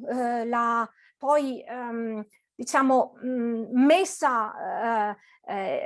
in campo pratica concreta. Però insomma a volte sono dei percorsi che si avviano con dei progetti che prevedono una concertazione o addirittura prima una sensibilizzazione, anche per esempio nel caso dei pescatori, il decidere se dedicare parte del loro tempo, no, a queste attività implica formazione. Pensate solo alla conoscenza della lingua inglese, no? Agiamo in contesti in cui la maggior parte dei turisti sono di un'altra lingua, quindi e vogliamo che sia un'esperienza immersiva, a contatto con chi pratica, no? Per conoscere, per capire la storia anche attraverso l'oralità. E quindi questo significa che i pescatori devono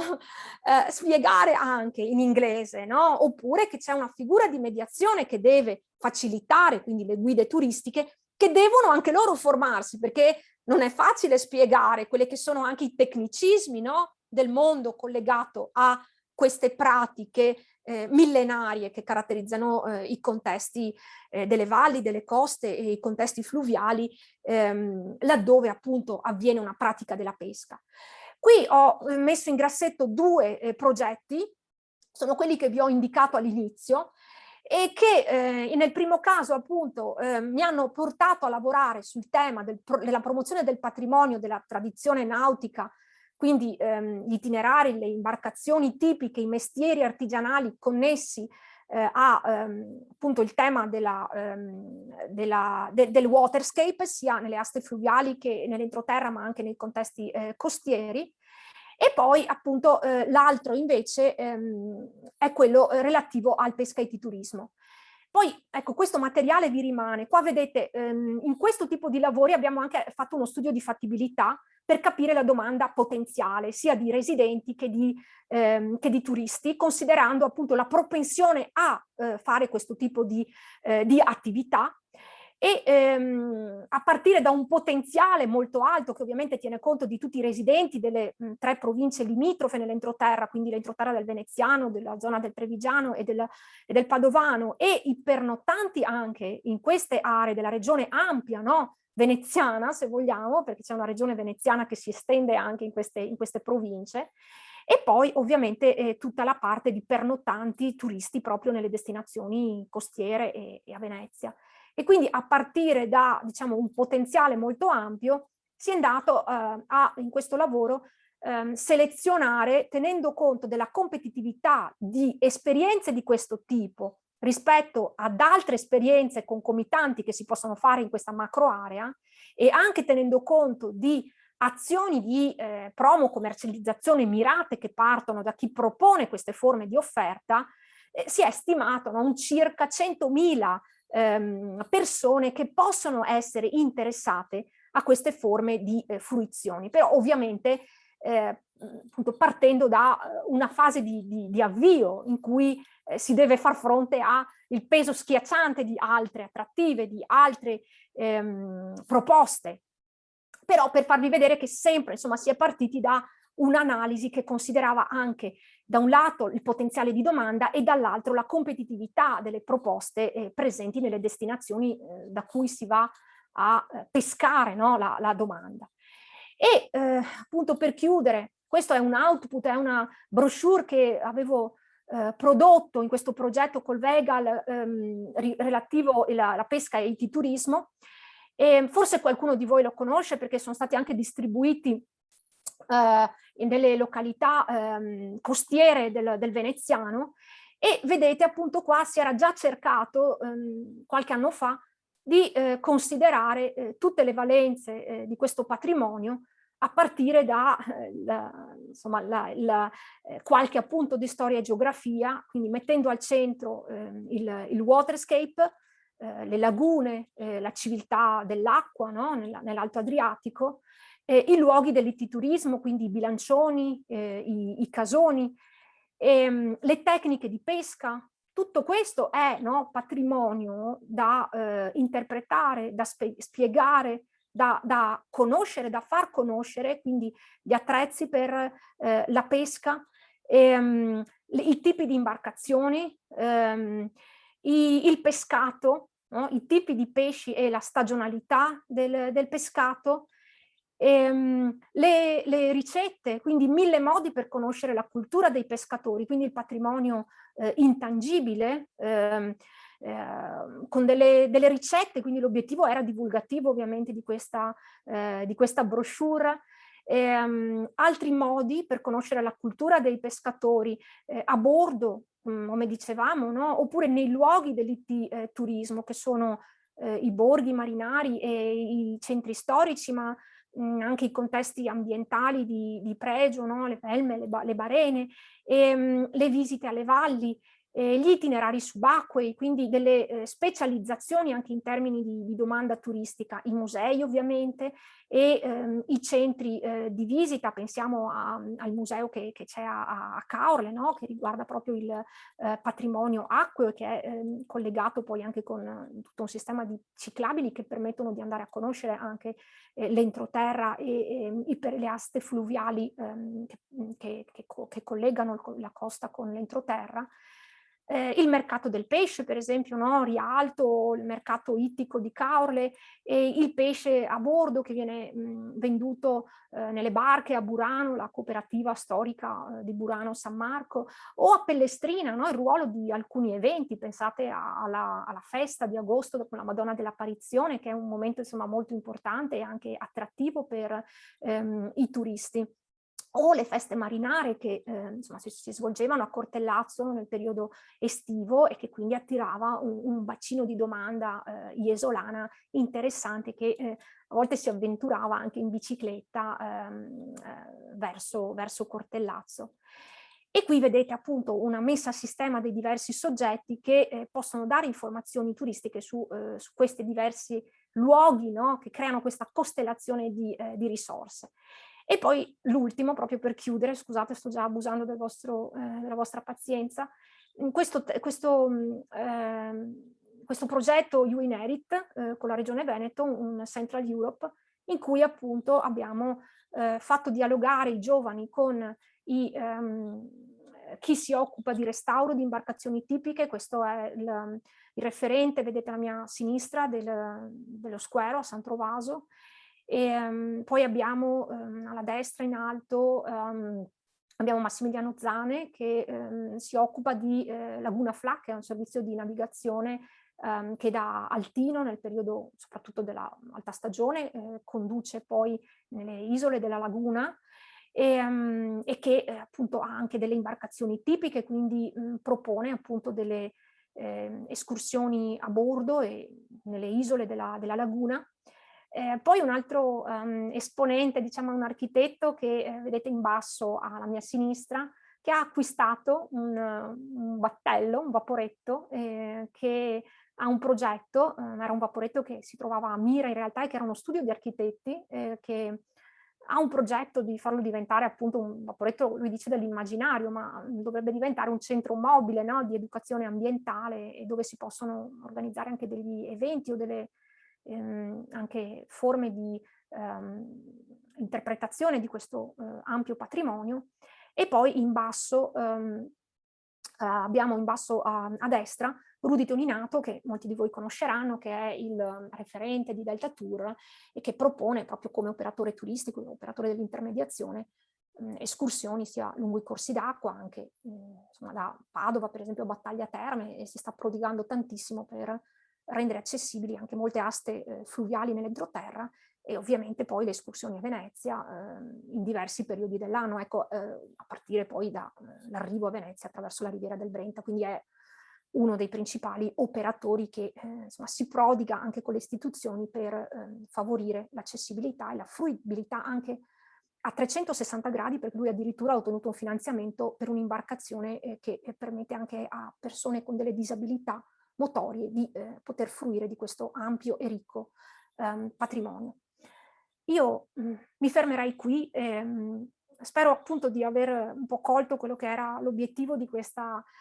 introduzione a temi che sono sicura chi mi seguirà specificherà molto più nel dettaglio, entrando in progetti territoriali con tutte le questioni da sollevare e anche in merito alle problematiche che si incontrano nel trattare questi temi.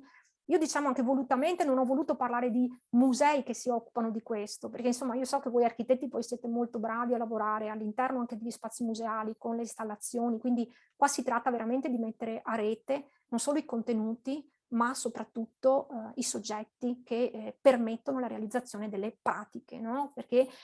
la domanda chiede sempre più coinvolgimento, immersione e incontri, quindi ritornando alla mia definizione di paesaggio turistico, vorrei che questa informasse un po' lo sguardo anche di chi, diciamo, si occupa di turismo in maniera molto concreta e badando ai numeri, come insomma anch'io comunque continuo a fare, e quindi mettendo proprio le mani in pasta poi con i risultati di questi progetti, quindi facendo i conti anche appunto con i grandi numeri e le grandi richieste veicolate dai grandi operatori dell'intermediazione che opera a livello internazionale e globale. Vi ringrazio anche per l'attenzione fino a questo momento e chiuderei. Grazie mille, dottoressa Meneghello. Ci ha fatto una panoramica molto precisa e puntuale di come interpretare le diverse anime che lei ha ben delineato. Mi è piaciuto particolarmente quello schema interpretativo con i 3 elementi, soprattutto place, people and practice, cioè persone, luoghi e pratiche, perché ormai non possiamo più, come ben spiegato anche negli esempi conclusivi, tenerli separati non solo in una lettura integrata, ma anche in una programmazione, in una pianificazione, in una gestione di questi contesti. Purtroppo il tempo è tiranno, quindi io le pongo subito una domanda prima di lasciarci per una breve pausa, quindi ringrazio intanto che è arrivato anche l'architetto Di Gregorio del Comune di Cavallino, gli diamo il benvenuto. Le pongo una domanda che ci chiede un corsista sul fatto di che impatto hanno queste analisi sulla programmazione territoriale e sulla interazione tra gli specchi d'acqua, ovviamente tra canali, fiumi, zone vallive, lacustri, con l'offerta culturale. Quindi il rapporto fra analisi e programmazione dell'offerta anche in questo contesto. Se ci può dare una brevissima risposta, sì, poi... Sì. Allora, intanto Filippo, grazie per aver apprezzato il mio tentativo definitorio, perché è proprio l'esito del mio percorso dottorale, quindi siccome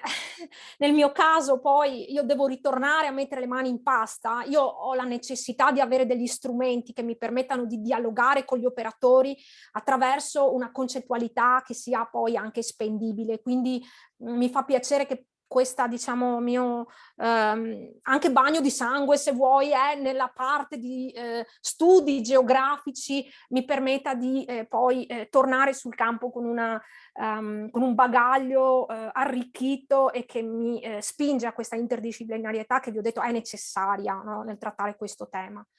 E quindi ecco, ti ringrazio e spero che un po' tutti l'abbiano apprezzato e che diventi un paio di occhiali anche per analizzare i documenti che poi, no, si usano per impostare le strategie e le azioni pratiche. Allora, per rispondere alla domanda, e ringrazio per questa domanda perché poi non sono entrata appunto nel merito anche dei piani strategici che si possono comunque trovare se voi cercate su Google semplicemente Destination Management Plan Regione Veneto, proprio li trovate tutti destinazione per destinazione, quindi vedete ecco, di che cosa sto parlando. Quindi una cosa che per fortuna è avvenuta lavorando a stretto contatto con la direzione turismo della Regione Veneto, ma so che anche altri interventi che mi hanno preceduto hanno parlato, no, di questo, anche di quelle che sono le indicazioni strategiche della direzione turismo in merito ad alcuni temi. Ecco, la cosa positiva è che molti ragionamenti che anche si sono fatti come CISET su questo discorso della costellazione delle risorse, no? E anche, chiamiamolo quello che ho detto, il turismo, se vogliamo, del paesaggio culturale, che mette al centro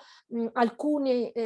aspetti paesaggistici dove le risorse sono integre, dove c'è una componente di specificità territoriale molto evidente, dove c'è una presenza, no, nell'abitare e nel produrre locale che è molto forte. Ecco, la messa in evidenza di queste forme di turismo anche con i referenti regionali ha fatto sì che sempre più si iniziasse a parlare di no, turismo del paesaggio culturale, per proprio andare a intercettare delle forme dei bacini di domanda interessati a questo. E anche la formazione fatta con gli operatori turistici, ma non solo, lavorare a stretto contatto con le associazioni di categoria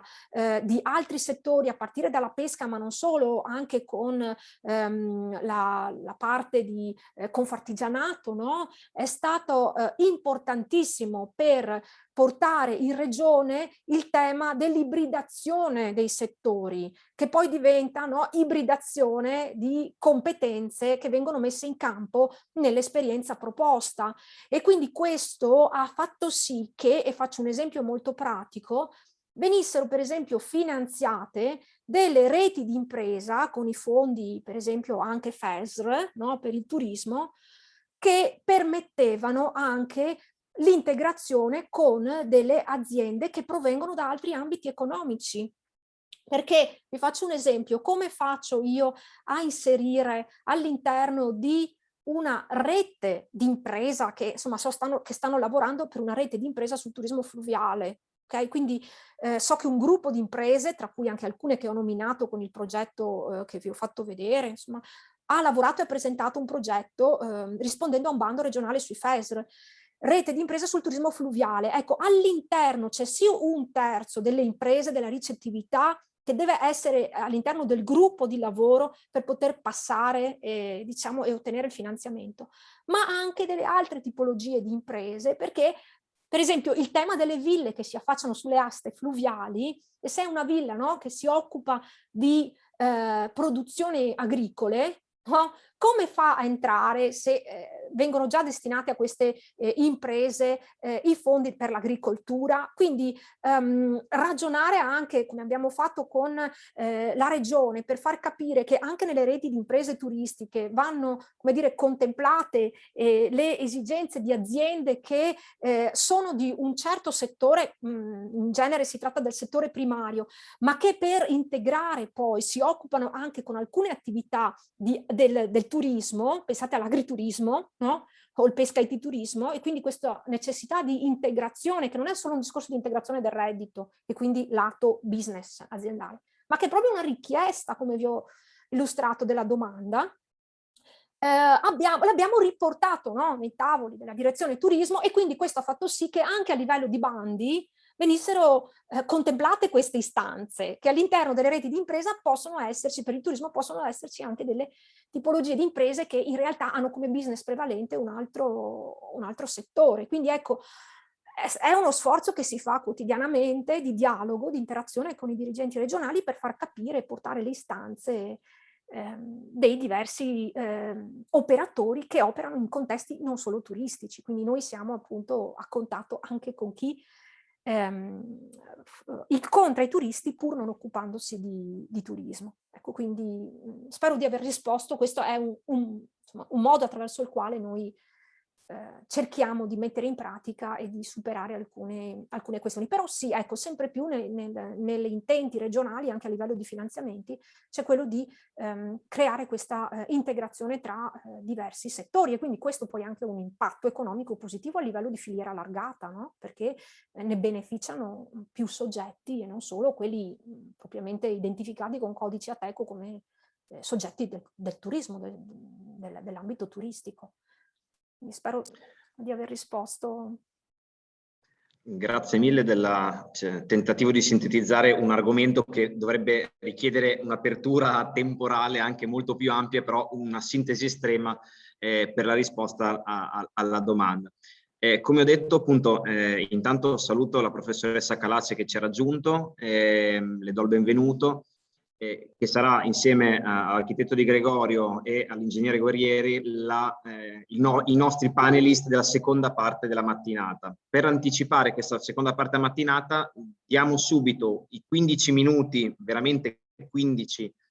con l'orologio in mano, di pausa per permettere a tutti di prendere un respiro tra la prima e la seconda parte della mattinata. E ringraziando per la pazienza a coloro che hanno atteso finora, ringraziando la dottoressa Meneghello per la sua introduzione alla mattinata e scusandoci con i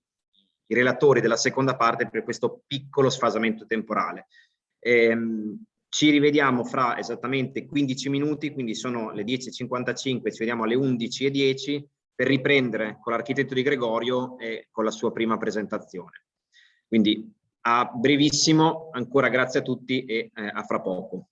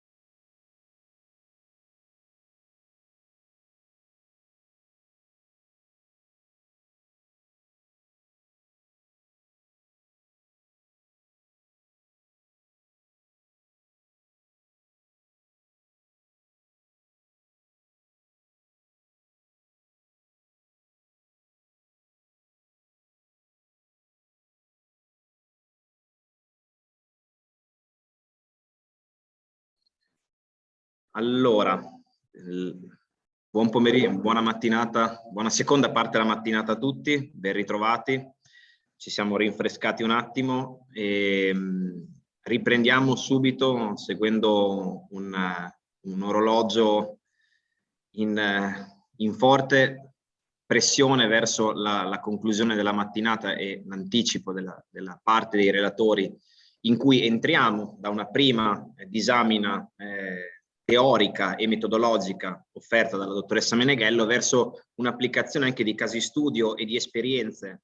territoriali che portano alcuni concetti appunto presentati in forma disaggregata o in relazione da verificare verso esperienze che hanno provato a mettere insieme i tre macro elementi presentati durante questa prima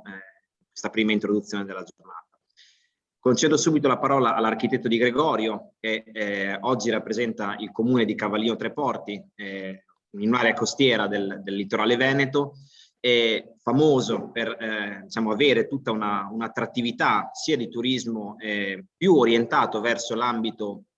naturalistico e soprattutto con una fortissima attrattività di una componente straniera. Prima veniva anticipato una delle criticità di garantire un'offerta di un certo tipo, ma soprattutto anche di permettere questa offerta di essere attrattiva non solo per una lingua specifica italiana, ma anche per lingue straniere che arrivano sempre più nel nostro territorio e richiedono un turismo che si attacca in forma sempre più importante verso le questioni dell'esperienza, del paesaggio e della natura. Allora, giusto per chiudere anche la sua presentazione, noi siamo molto contenti, sia io che la professoressa Reo, perché l'architetto Di Gregorio oggi arriva come relatore, fino a poco tempo fa è stato con noi come corsista, quindi è anche bello vedere un circolo che si chiude e si ritorna anche dove si è cominciato. Quindi ci fa piacere vedere come magari qualcosa ci si è portati dietro e lo si può testimoniare anche ad altri colleghi. Quindi le lascio la parola architetto Di Gregorio per il suo intervento.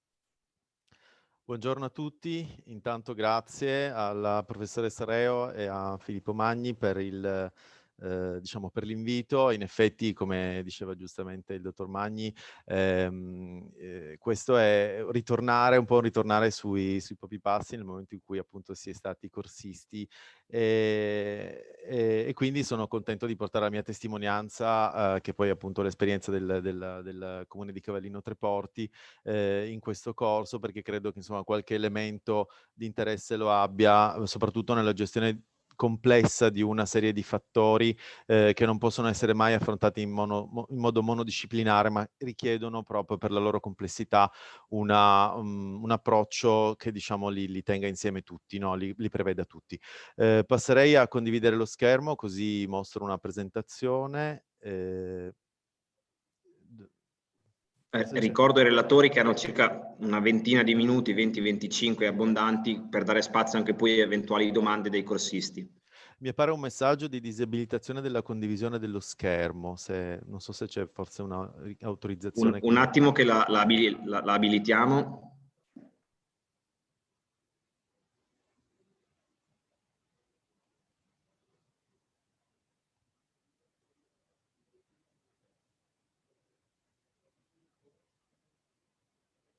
Ok, adesso posso, perfetto. Allora.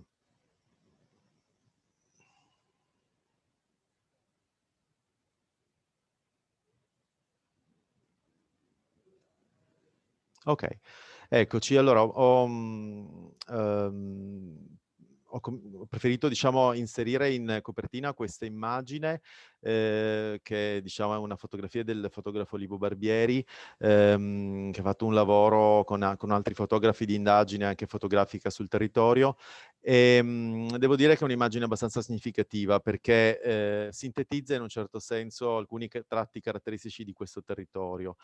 Questa che può sembrare la visione di un ambiente verde, di un bosco, che di fatto in parte lo è, in realtà è l'estensione di un campeggio. Si vede in fondo, diciamo, un tratto di azzurro che è la spiaggia e il mare, ma soprattutto si vede questo impianto molto regolare di alberi che dà l'idea quasi di un insediamento costruito costruito, ma in realtà non è costruzione, ma sono alberi. Quindi è un po' la chiave di lettura di questo territorio, che ha puntato su un'infrastrutturazione territoriale, su un insediamento di tipo leggero,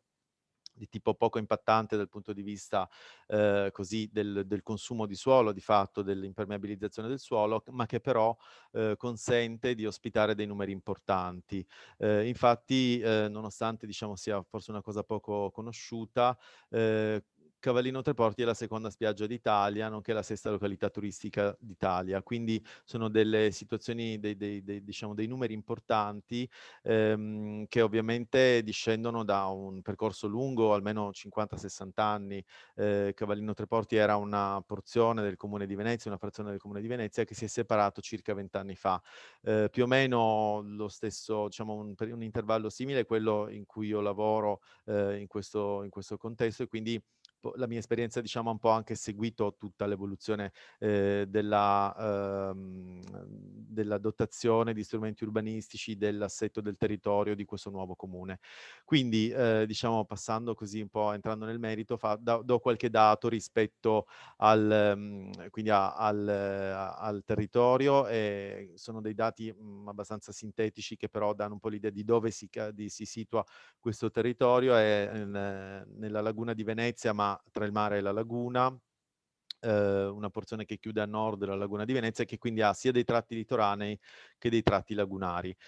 Ci sono circa 6 milioni di presenze turistiche ogni stagione, c'è un rapporto, diciamo, di prevalenza di acqua sulla terra, una presenza di fortificazioni militari, una forte, diciamo, propensione alla ciclabilità, che in questi anni è stata molto anche incentivata, perché comunque, diciamo, questa chiave di lettura ambientale è quella che ha forse caratterizzato di più diciamo, l'idea di questo, anche di governo di questo territorio, in cui si è puntato appunto più sulla valorizzazione degli aspetti ambientali piuttosto che sulla negazione. Quindi in questo senso anche tutte le amministrazioni che si sono susseguite hanno puntato su questa chiave, che è poi quella preferita dai turisti che vengono a visitare il territorio, dagli ospiti. Questa vocazione è confermata anche dalla presenza di SIC ZPS sulla superficie del territorio, che è appunto costituito da 13 km di costa e da 44 km quadrati. Ci sono 13.000 residenti, e soprattutto le due, diciamo, attività più importanti dal punto di vista economico sono le strutture ricettive, questi 33 complessi ricettivi all'aperto, nonché qualche albergo e delle case per ferie, ma soprattutto complessi ricettivi all'aperto che, diciamo, hanno un'estensione importante sul territorio, prendendo quasi tutta la costa, e poi delle aziende agricole. Adesso sono poco meno di 300. In passato erano molte di più, sono aziende agricole con una forte specializzazione orticola, che sta cercando di trovare una propria strada. Ecco, un dato interessante è questo, che ci fa vedere come si è sbilanciata, no, la demografia di questo territorio. 13.500 abitanti per tutto l'anno, ma in realtà 55.000 abitanti aggiuntivi solo nell'ambito della stagione, dell'arco stagionale. Quindi questo ci dà un po' l'idea di una città che si allarga e si restringe in quanto numero di abitanti sulla base della stagionalità. Questo prevede un'attenzione, diciamo, delle misure che cerchino di far stare il sistema in equilibrio. Adesso, senza troppo commentare, ho inserito alcune immagini sempre del fotografo Olivo Barbieri, perché in qualche modo ci danno un'idea più quasi, diciamo, più pulita di questo contesto, senza mostrare troppe mappe, troppe carte, ma proprio rendono un po' il senso di questo territorio, quindi popolato da un turismo soprattutto internazionale, per la maggior parte tedesco, che appunto predilige questo aspetto più naturale e più, diciamo, semplice, ecco, poco infrastrutturato. Questa è un'immagine all'interno di uno dei campeggi, delle strutture ricettive. Questo è un parco acquatico che dà un po' la misura, diciamo, dell'ampiezza di questi campeggi, che sono in realtà dei veri e propri villaggi, diciamo, per quanto riguarda l'estensione, sono anche fino a 50-60 ettari. Insieme, per esempio, questo campeggio riesce ad ospitare in un giorno 12.000 persone, quindi in effetti si tratta quasi della popolazione dell'intero territorio. Questa è un'immagine della spiaggia, che ha sempre, diciamo, alle spalle questa cortina verde, perché appunto è quella dei campeggi, è forse un ingrandimento di quell'immagine iniziale della copertina. E questo è invece la presenza, adesso ormai quasi completata, del Mose, che però ha inciso in maniera molto forte nel territorio, e quindi ha, diciamo, alterato alcune porzioni a livello paesaggistico in maniera molto rilevante. E questa è un'immagine invece della spiaggia che appunto si presenta in più tratti, molto ampia, molto regolare e quindi, diciamo, adatta ad un uso anche proprio turistico. Per fare un ultimo quadro, ecco, c'è un sistema di fortificazioni abbastanza ampio, sono circa 200 edifici, tra cui anche delle batterie importanti che adesso in questi ultimi anni sono in corso di restauro, di ristrutturazione, di rimessa in gioco per quanto riguarda aspetti museali e testimoniali. Questa è la batteria Pisani, recentemente restaurata durante tra il 2015 e il 2017. Questa invece è la batteria Amalfi, che è un'altra delle batterie che sta per essere restituita, diciamo, alla sua bellezza originaria. Un ultimo dato, diciamo, che riguarda in generale il territorio è appunto questa estensione delle piste ciclabili che si sta sviluppando sempre di più. Ci sono quelle blu, sono le piste ciclabili già realizzate, quelle in rosso, quelle in corso di realizzazione oppure in fase di progetto, che come vedete innervano in maniera quasi totale il territorio, cercando quindi di fornire realmente un'alternativa possibile all'utilizzo della macchina, soprattutto per quanto riguarda gli ospiti estivi, che a questo punto dovrebbero sentirsi quasi in obbligo di lasciare la macchina in campeggio e di poter circolare liberamente sul territorio in bicicletta. Quindi un passo importante, talvolta sembra quasi di essere in Olanda in un contesto diverso, non in un contesto, diciamo, locale. Per cui lo sforzo che l'amministrazione sta facendo in effetti è abbastanza importante in questo senso e tra l'altro, diciamo, anche con esiti felici, perché una di queste piste ciclabili è quella che avrete sentito in affaccio sulla laguna, quindi anche con un impatto paesaggistico molto, molto importante, molto interessante. Tornando appunto un po' al tema della nostra chiacchierata, voglio diciamo, rimanere in ambito costiero, sempre inquadrando il territorio del comune in un ambito più vasto, però rimanere nell'ambito costiero, perché questo è il nodo un po' del tema, che diciamo, presenta aspetti di una certa rilevanza, di una certa complessità. Come vedete, ecco qua ci sono un po' di zoom, questo è il parco acquatico che vedevamo prima, inserito nel suo contesto, cioè in un contesto più ampio di un campeggio, in cui a malapena si distingue la parte, diciamo, infrastrutturata, urbanizzata, con quella invece più naturale di queste pinete che sono a destra e a sinistra del campeggio stesso. Quindi un contesto territoriale che è caratterizzato da elementi, diciamo, di infrastrutturazione antropizzata e elementi invece di naturalità, che poi è una naturalità comunque orientata dall'uomo, perché sono delle pinete create negli anni 30, però comunque hanno, diciamo, ormai si sono quasi naturalizzate in questo contesto e anche, diciamo, col fatto che il territorio si è modificato nel tempo, perché è cresciuta la parte sulla spiaggia, la parte avanzata, la linea di costa, si sono create delle dune, si è creato un sistema ambientale molto interessante che qua appunto si riesce a intravedere meglio.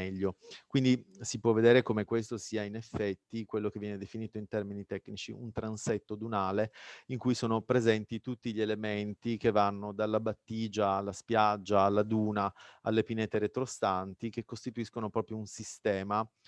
quasi un ecosistema a sé stante. Questi elementi sono ancora chiaramente visibili nel territorio di Cavallino, sono, diciamo, un po' dei relitti, però comunque hanno ancora un'evidenza importante e sono sia nella zona di Punta Sabbioni che nell'ambito di Caballarin, più in altri contesti più, diciamo, limitati dal punto di vista spaziale. Quindi questo tipo di configurazione presenta sicuramente degli aspetti paesaggistici interessanti, importanti, presenta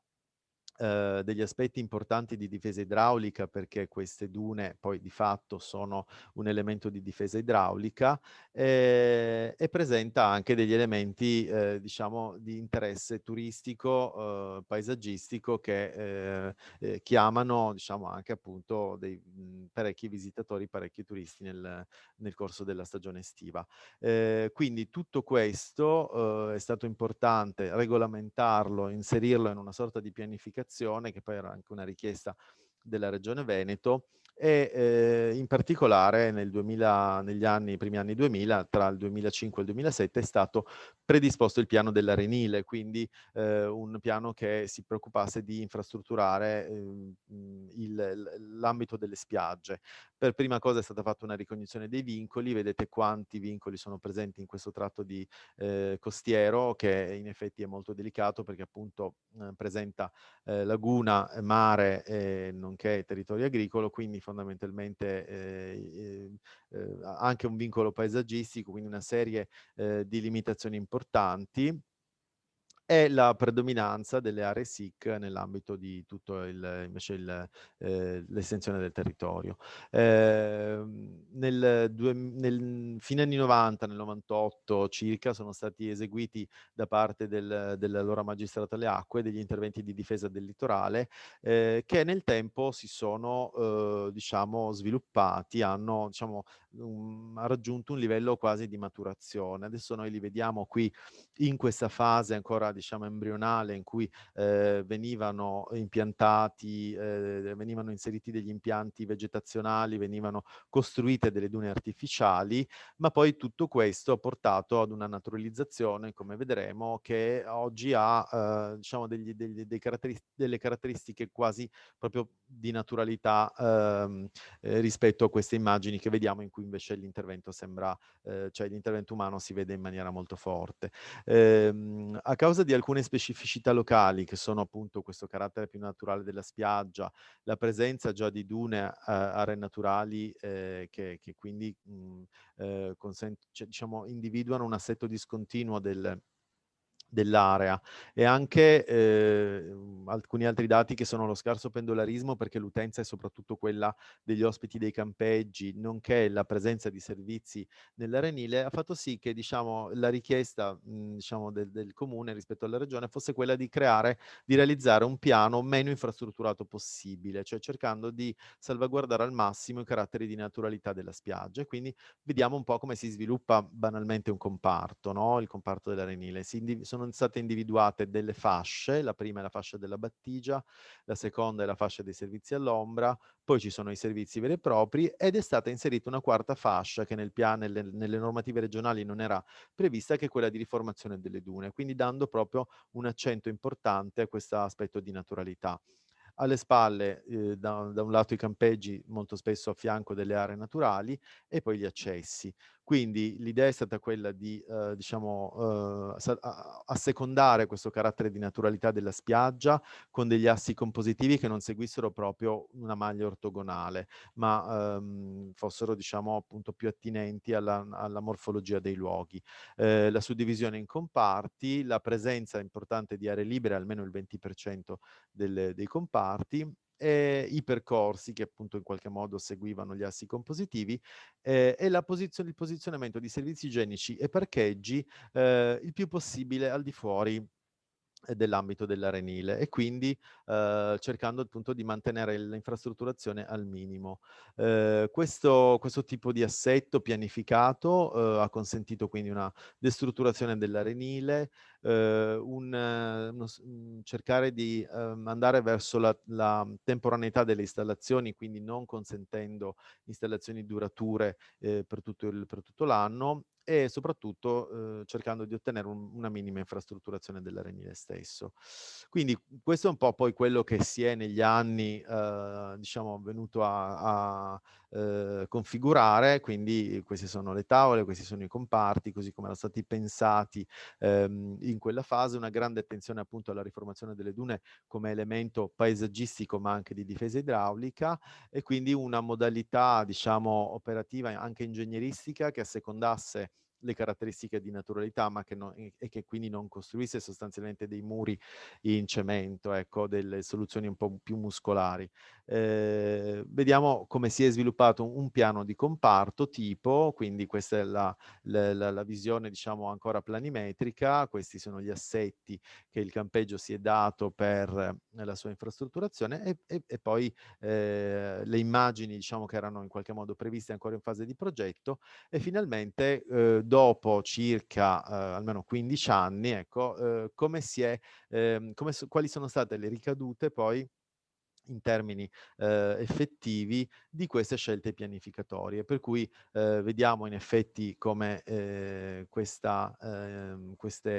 queste scelte abbiano definito l'assetto delle spiagge. Ritroviamo, ecco, a ritroso le fasce, quindi la battigia, la fascia di servizi all'ombra, i servizi veri e propri e la riformazione delle dune, e quindi qui si fa chiaro quel disegno che era stato previsto nel piano e che poi ha trovato in effetti una sua ricaduta abbastanza calzante. Importante in questo caso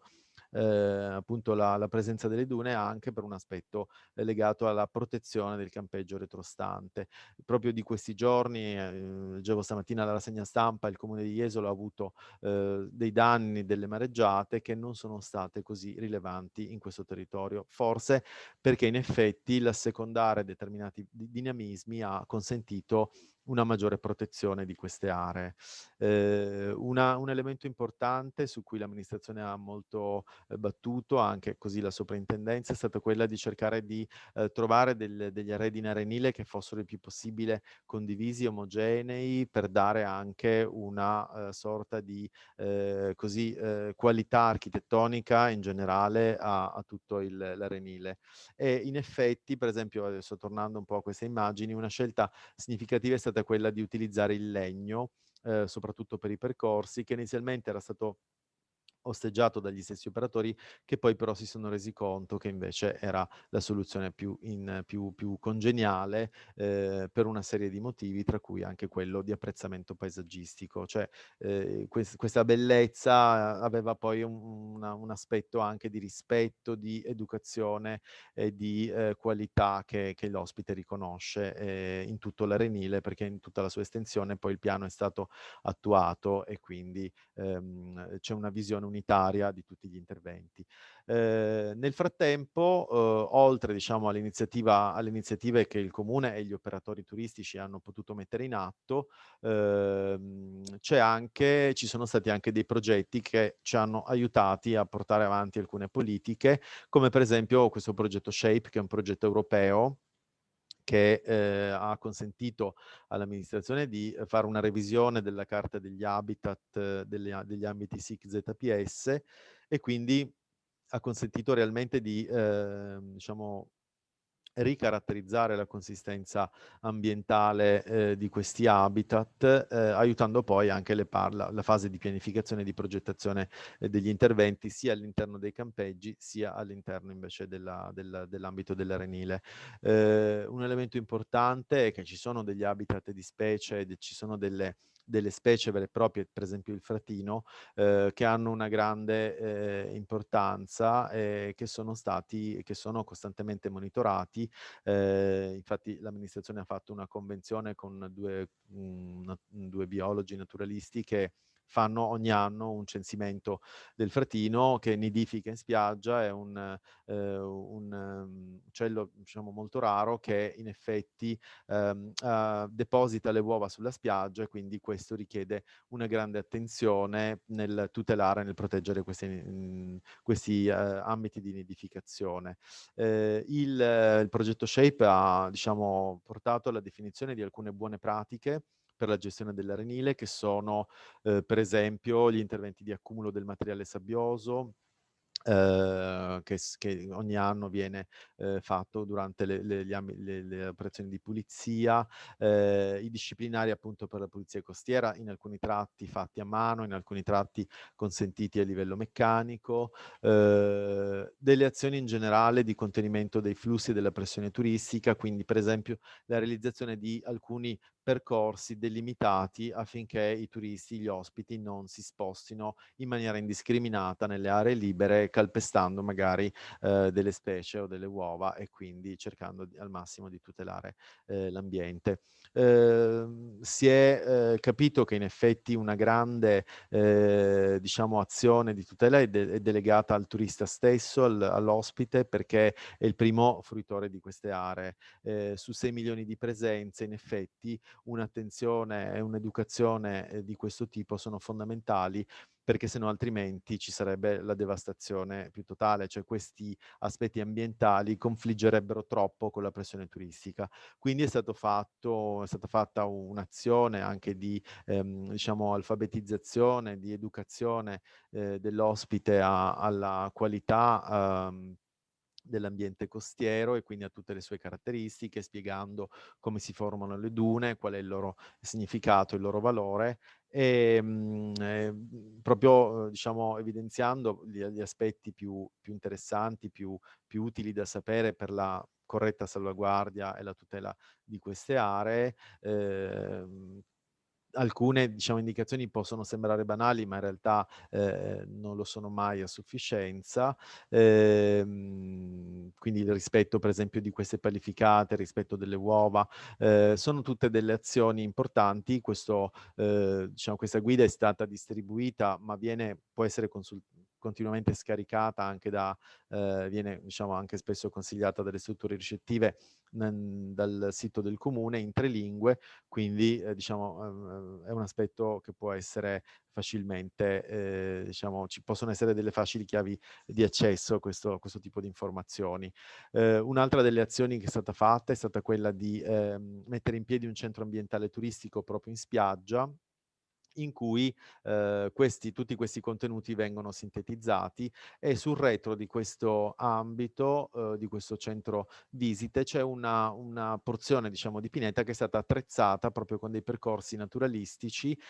Questo è l'interno del centro ambientale, ma poi ci sono questi percorsi naturalistici che consentono delle visite guidate che spiegano appunto tutto il dinamismo di queste aree, che non sono mai appunto delle aree percepite come delle aree isolate, ma sono sempre all'interno di un sistema più ampio che appunto va dalla battigia alle pinete retrostanti. Quindi sicuramente questo è un aspetto molto importante. Un'altra delle azioni importanti è stata il piano di misure di compensazione, conservazione e riqualificazione dei SIC litoranei,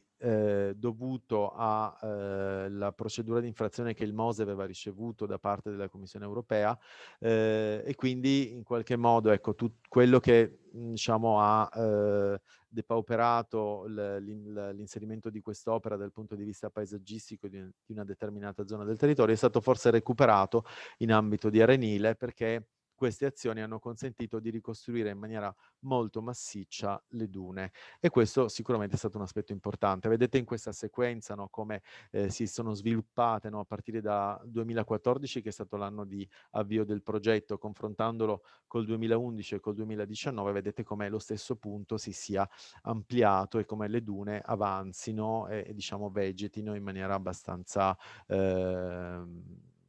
solida.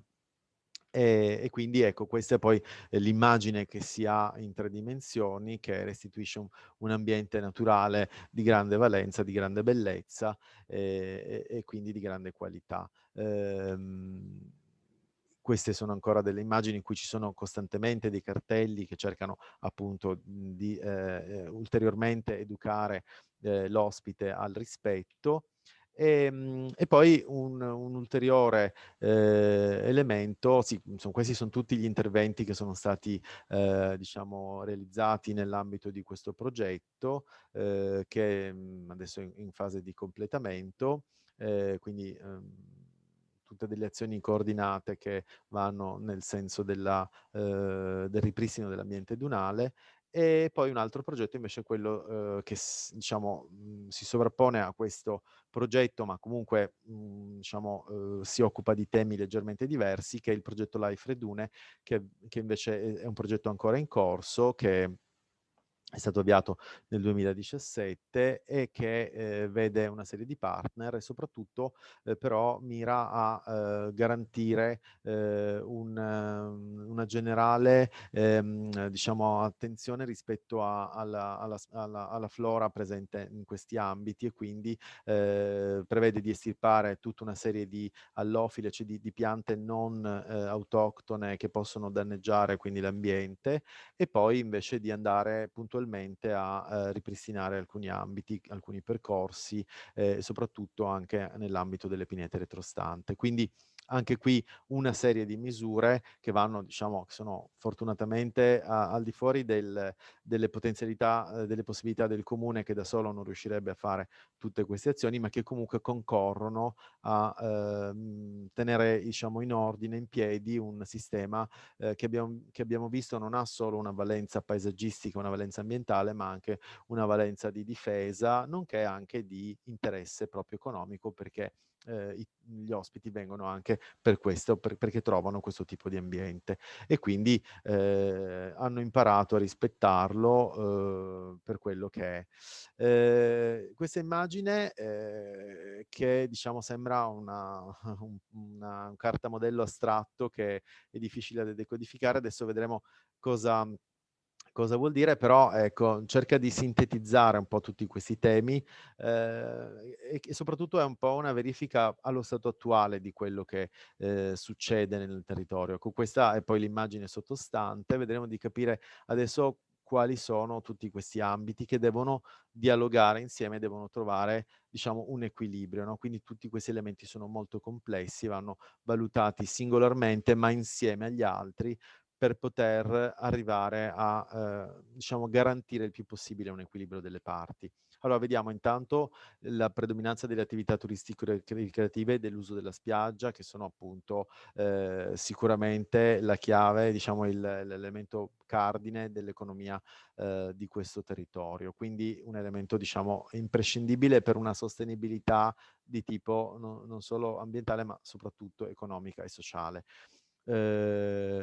Questo si deve contemperare con gli elementi di difesa del suolo delle dune, che quindi rappresentano appunto un elemento idraulico importante, ma anche con gli elementi di tutela del paesaggio, perché le dune, oltre a rappresentare un elemento di difesa idraulica, rappresentano anche un elemento di qualità paesaggistica.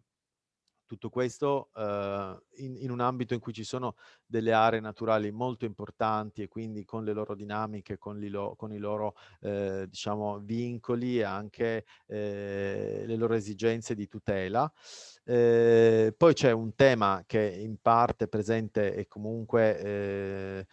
anche se non in tutta la lunghezza della spiaggia, però si presenta anche come un tema per gli anni a venire, cioè quello dell'erosione della spiaggia in previsione dell'aumento dei livelli del mare. Quindi anche questo è un tema importante che spesso anche spinge, diciamo, gli operatori da una parte o dall'altra rispetto alle mareggiate, rispetto al consumo di sabbia. E poi c'è un altro tema che è quello invece per esempio delle aree di nidificazione, il che sta creando delle situazioni anche interessanti di come tutti questi elementi interagiscono uno con l'altro. Quindi, per esempio, se noi guardiamo questo ambito di duna che possiamo, diciamo, inquadrare all'inizio degli anni 2000, fine 90, l'intervento è stato fatto nel 98, quindi questa immagine è del 2000, quello che è diventato oggi, quindi come si è naturalmente, no, ripopolato una situazione ambientale di grande interesse, che però, diciamo, in questo caso forse sta sopravanzando in maniera eccessiva. E quindi, diciamo, proprio della primavera scorsa è un incontro che abbiamo fatto qui in comune tra Servizio Forestale Regionale e associazioni ambientaliste che si occupano del monitoraggio delle nidificazioni, operatori turistici, per cercare di trovare un punto di equilibrio fra tutte queste situazioni. Apparentemente verrebbe da pensare che l'operatore turistico ha tutto l'interesse di tenere pulita la spiaggia, perché in realtà può impiantare più ombrelloni. Però c'è da dire anche che se la spiaggia, cioè se la duna sopravanza troppo, viene lasciata alla sua naturalità, il fratino non trova più spazio per poter nidificare, perché ha bisogno proprio di quella fascia intermedia. Quindi ci sono tanti equilibri che devono essere contemperati e in questo caso l'amministrazione sta adesso lavorando su una ridefinizione, diciamo, degli ambiti dell'arenile, per cui prevede una fascia di rispetto di circa 10 metri dell'ambito dunale, dove non si può a quel punto intervenire con mezzi meccanici o comunque con operazioni di pulizia, ma nella parte invece non interessata da questa fascia di rispetto è importante anche proprio effettuare queste pulizie, perché probabilmente è l'unico modo per evitare che la duna sopravanzi troppo a dispetto non solo della balneazione, ma anche proprio delle specie nidificanti. Quindi individuare anche delle aree di accumulo dello spiaggiato che siano ben identificate, che non siano, diciamo, in generale disordinatamente poste nell'arenile, e poi per esempio individuare invece degli ambiti che sono sicuramente come dire, da pulire, però non da sottoporre a setacciatura meccanica durante tutta la stagione, proprio appunto per consentire le nidificazioni. Quindi alla fine, ecco, un approccio che sia totalmente, diciamo, a vantaggio degli endemismi naturali non è forse neanche quello più corretto per la salvaguardia della natura stessa. Quindi queste riflessioni sono proprio le più calde, le più diciamo fresche, proprio perché derivano da un'esperienza che è partita dall'anno zero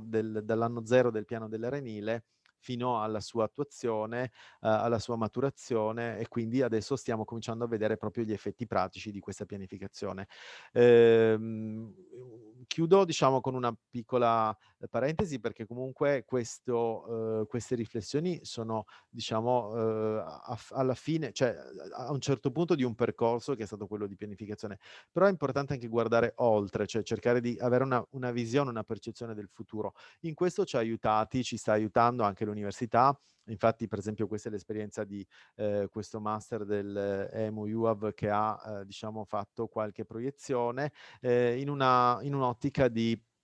diciamo, innalzamento del livello dei mari, che è una cosa che purtroppo pare sia inevitabile, in una prospettiva di 1 metro fino ad 1,50 m da qui a 100 anni. Quindi è stato interessante vedere come questo territorio potrebbe cambiare, potrebbe modificarsi, se per esempio appunto nel 2100 ci fosse un livello del mare più alto di 1,50 m, cioè vorrebbe dire quasi la scomparsa dell'intero territorio. I partecipanti al master hanno individuato una serie di diciamo possibili scenari che vanno da scenari di resistenza e preservazione, come questo per esempio, che chiede di assecondare i processi naturali ampliando l'ambito delle dune, cercando di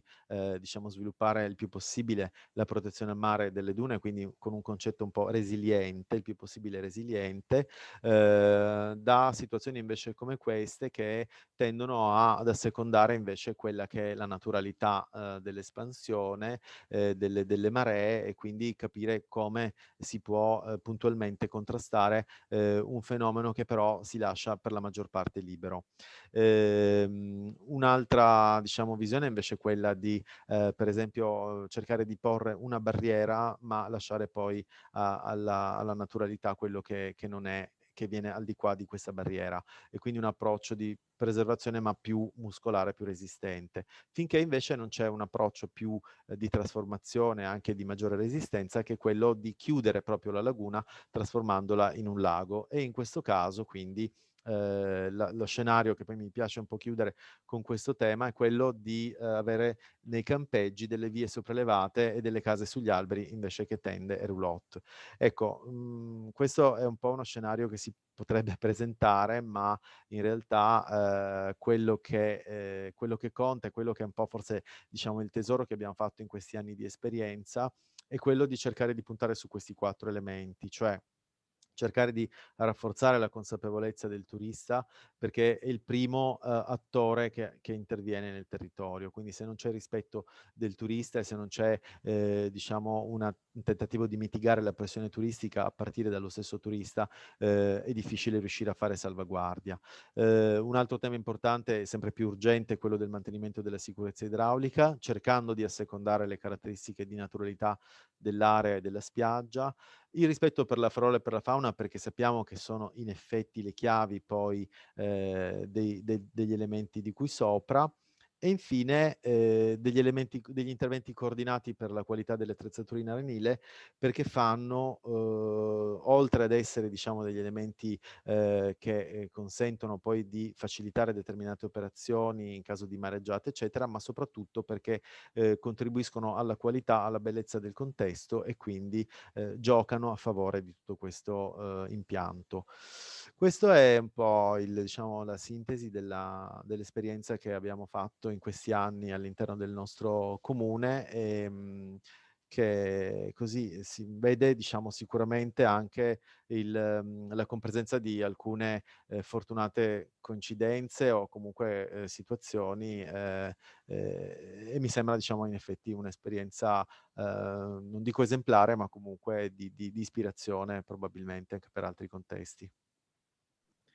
Grazie mille, architetto Di Gregorio ci ha mostrato come anche un piccolo comune, perché come ha ricordato all'inizio della sua presentazione, Cavallino rappresenta una piccolissima fetta di tutto il litorale veneto con una dimensione di popolazione molto piccola, anche quindi una potenza amministrativa ridotta rispetto ad altri comuni molto più grandi, dove però deve fronteggiare una quantità di impatto turistico quasi da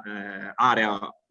che subisce le conseguenze di un overtourism, però nel tempo, con una programmazione oculata e con una pianificazione di lungo periodo, è riuscita a trovare la giusta maniera per calibrare questo e fronteggiare questo equilibrio in una forma che garantisce un'attrattività peculiare per l'area che Cavallino può esprimere rispetto ad altre destinazioni turistiche del litorale veneto. Quindi sicuramente è molto interessante, qui mi prendo solo un minuto prima di concedere la parola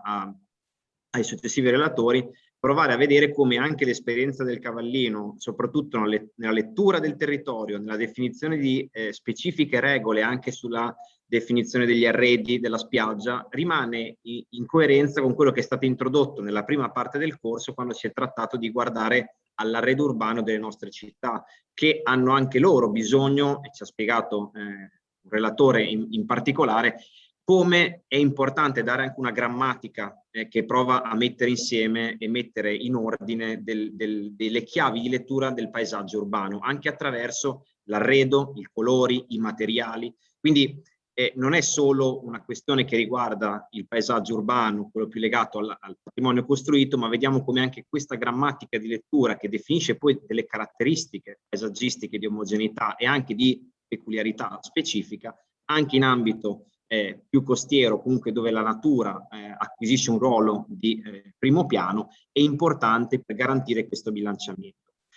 Adesso ci spostiamo da un contesto regionale come quello del Veneto, anticipato dai primi due relatori della mattinata, a un contesto del sud Italia, andiamo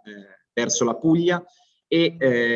proviamo a introdurre il discorso in un quadro di riferimento che ha delle indicazioni anche normative di indirizzo strategico più significative.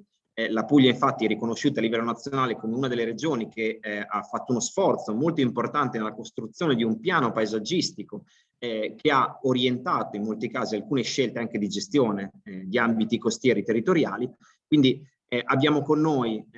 in questo caso l'ingegnere Luisa Guerrieri del comune di Gallipoli, che prova a raccontarci come anche nel loro piccolo caso, in una situazione anch'essa dimensione in forma invernale di comune di piccola taglia, che però in frazione estiva si trova a dover fronteggiare situazioni di impatto turistico molto rilevanti. Quindi in questa situazione a cavallo fra una stagionalità molto forte, la gestione costiera diventa molto rilevante per riuscire anche a garantire un'attrazione, un'attrattività e anche un mantenimento di una peculiarità paesaggistico-territoriale di grande rilievo come quella del comune di Gallipoli. Quindi, ingegner Guerrieri, a lei la parola. Grazie, mi sentite? Buongiorno. La sentiamo molto bene. Ok, grazie a IUAV, grazie alla Regione Veneto veramente per questo invito, grazie alla professoressa Reo, a voi tutti organizzatori del corso. Complimenti per il corso, tanto per cominciare, perché veramente di questi tempi è assolutamente necessario parlare di queste cose, cioè raccontarci e parlare del turismo, del turismo legato al paesaggio, come diceva, veramente interessanti anche gli interventi che mi hanno preceduto, tanti spunti che mi fanno introdurre il racconto di questo caso studio, che è quello del caso della città di Gallipoli, con questa prima considerazione: è sempre più importante ragionare del rapporto che c'è tra pianificazione e progetto. Ed è sempre più importante ragionare tra noi addetti ai lavori, ma anche fuori dal contesto degli addetti ai lavori, del rapporto che c'è tra pianificazione territoriale ed esiti. E preparare questa presentazione mi è servita proprio a questo, forse a mettere insieme, a mettere in ordine i pensieri, come si fa di solito in questi casi, no? E a cercare di distillare degli esiti di una situazione complessa come quella di Gallipoli. La descrivo brevemente. La città di Gallipoli penso sia nota, ed è anche rispetto ai tematismi di cui si parlava prima, il turismo del paesaggio, il paesaggio turistico, è emblematica per il suo target, turismo giovanile ormai quasi prevalente, diciamo, turismo giovanile prevalente. E poi per un'altra caratteristica, quella del territorio costiero che offre servizi non convenzionali. La domanda di servizi che questa costa è chiamata ad affrontare è quella soprattutto dei servizi ludico-ricreativi, che è una fetta del turismo paesaggistico. Perché? Perché quei servizi turistico-ludici, no? Turistico-ricreativi, sono contenuti ma motivati dalla qualità paesaggistica di quella costa, un po' selvaggia. La connessione tra servizio ludico e paesaggio selvaggio è stata una delle componenti del turismo a Gallipoli. Forse quello che poi oggi in qualche modo risente anche delle fragilità del modello, ma adesso se mi fate condividere se posso condividere la presentazione, entriamo nel merito. Provo.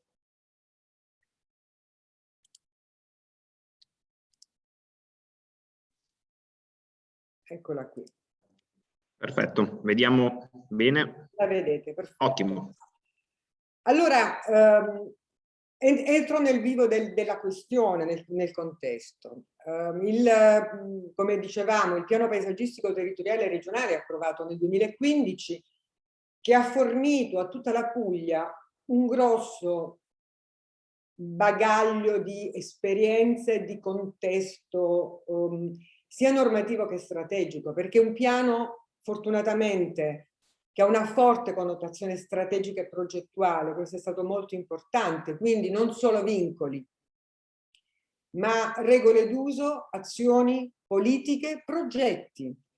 E un piano che nel suo scenario strategico contiene 5 progetti territoriali importanti, 5 progetti di territorio per tutta la Puglia: quello della rete ecologica regionale, il patto città-campagna, il sistema della mobilità dolce, la valorizzazione e riqualificazione integrata dei paesaggi costieri e i sistemi territoriali per la fruizione dei beni culturali. Quello che vedete è, in sintesi, il progetto strategico per la valorizzazione e riqualificazione dei paesaggi costieri della Puglia, con 6 obiettivi specifici. Per quello che per il caso studio Gallipoli sono stati abbastanza importanti gli obiettivi: il secondo, il mare come grande parco pubblico della Puglia nelle sue diverse accezioni, e la decompressione della costa attraverso progetti di delocalizzazione. Ancora, questo progetto integrato, questo progetto strategico, prende ovviamente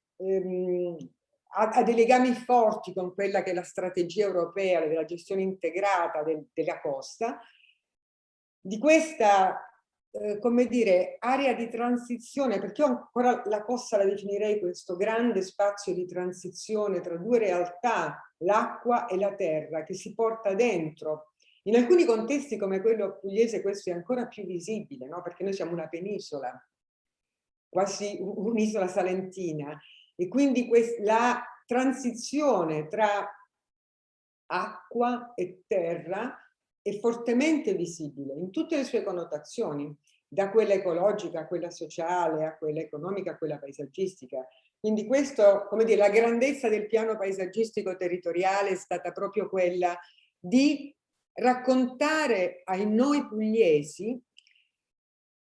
il paesaggio della Puglia come forse non avevamo mai visto, no? Di raccontarcelo nella sua bellezza, nella sua complessità.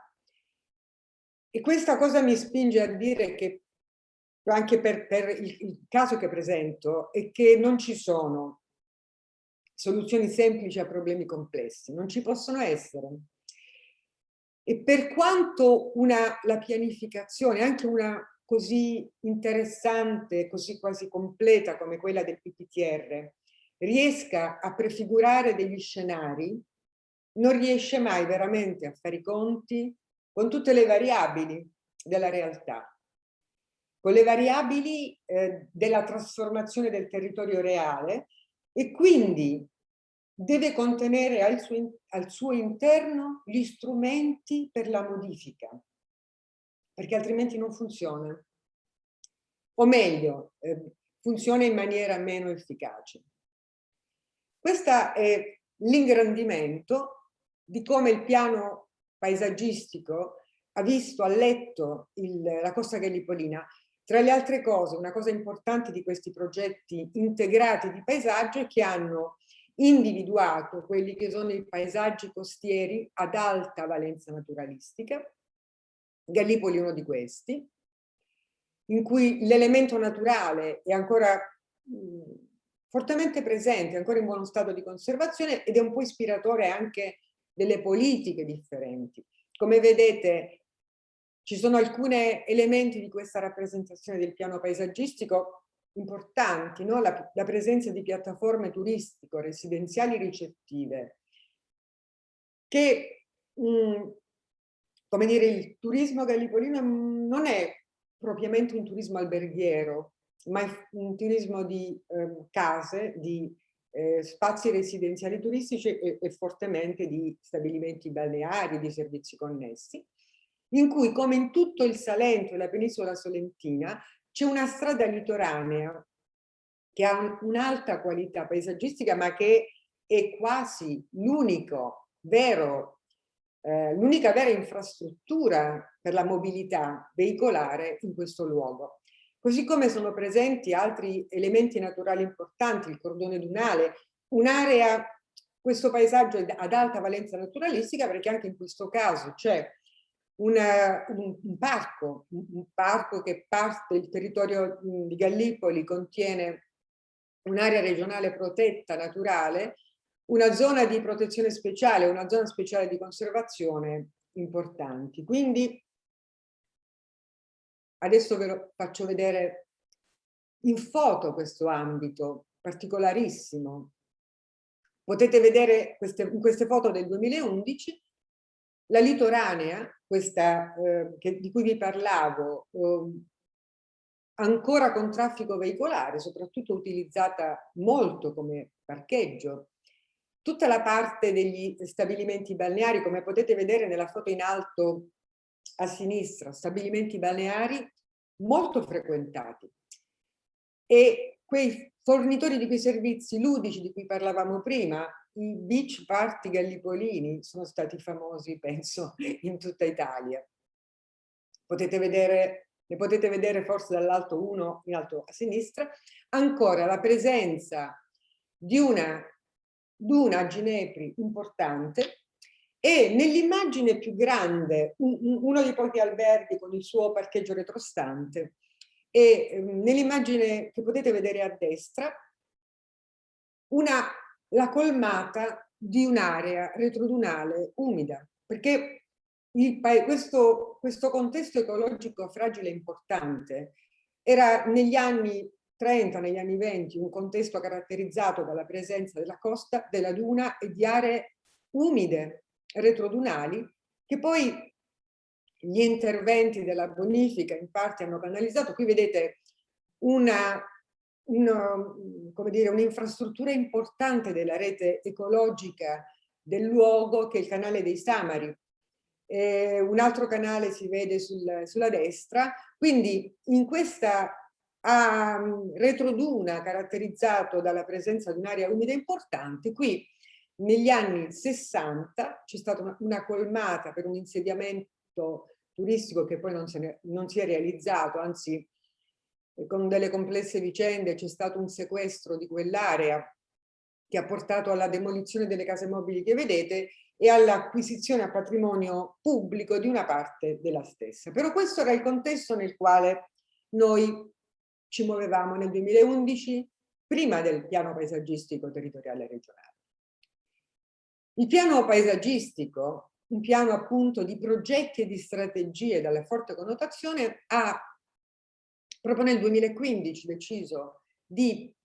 provare a ragionare sugli esiti delle politiche, bandendo un concorso internazionale,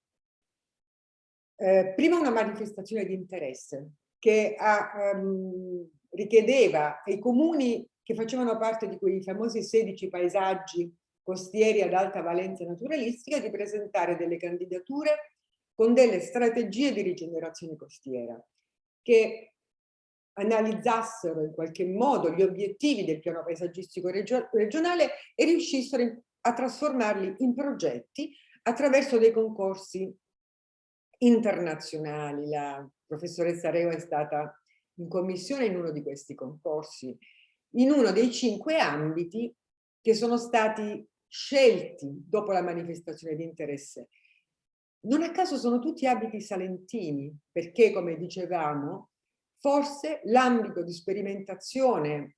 più complesso di tutta la Puglia è stato proprio questo della penisola, più fragile, più interessato dal turismo di un certo tipo, ma forse più interessante nella sperimentazione. Quindi 5 ambiti, il comune di Gallipoli è al primo posto nella classificazione di questi progetti. A seguito di ciò, della selezione, c'è un concorso internazionale di idee, che è un concorso di progettazione, pardon, che produce questo tipo questo esito che adesso vedete, un progetto definitivo che mette al centro delle scelte progettuali quello della rinaturalizzazione e soprattutto come progetto centrale la dismissione della litoranea. La dismissione di quella litoranea che abbiamo visto prima. Il progetto interessa non soltanto Gallipoli, ma anche degli ambiti di alcuni comuni che sono a sud, tutti interessati da questa dismissione o depotenziamento della strada litoranea di mobilità veicolare a quel tempo. Nella fascia gallipolina, appunto, come potete vedere in questa scheda e nella parte bassa della diapositiva, ritorna il tema della litoranea esistente, il tema della dismissione della litoranea, del suo arretramento, quindi del decongestionamento, almeno veicolare, di questa parte della costa. Questa immagine rappresenta la costa ancora col tratto della litoranea. Questa immagine la faccio vedere per dare un po' conto della complessità della situazione. Vedete ancora frammenti di zone umide esistenti, la zona della colmata di cui vi parlavo, in alto una delle più grosse, dei più grossi, come dire, luoghi dell'intrattenimento estivo, una discoteca con la sua area a parcheggio, e anche la distanza, ancora il corso d'acqua nelle parti basse di cui parlavamo, e la distanza tra la mobilità, quella più importante, di scala più importante, la superstrada,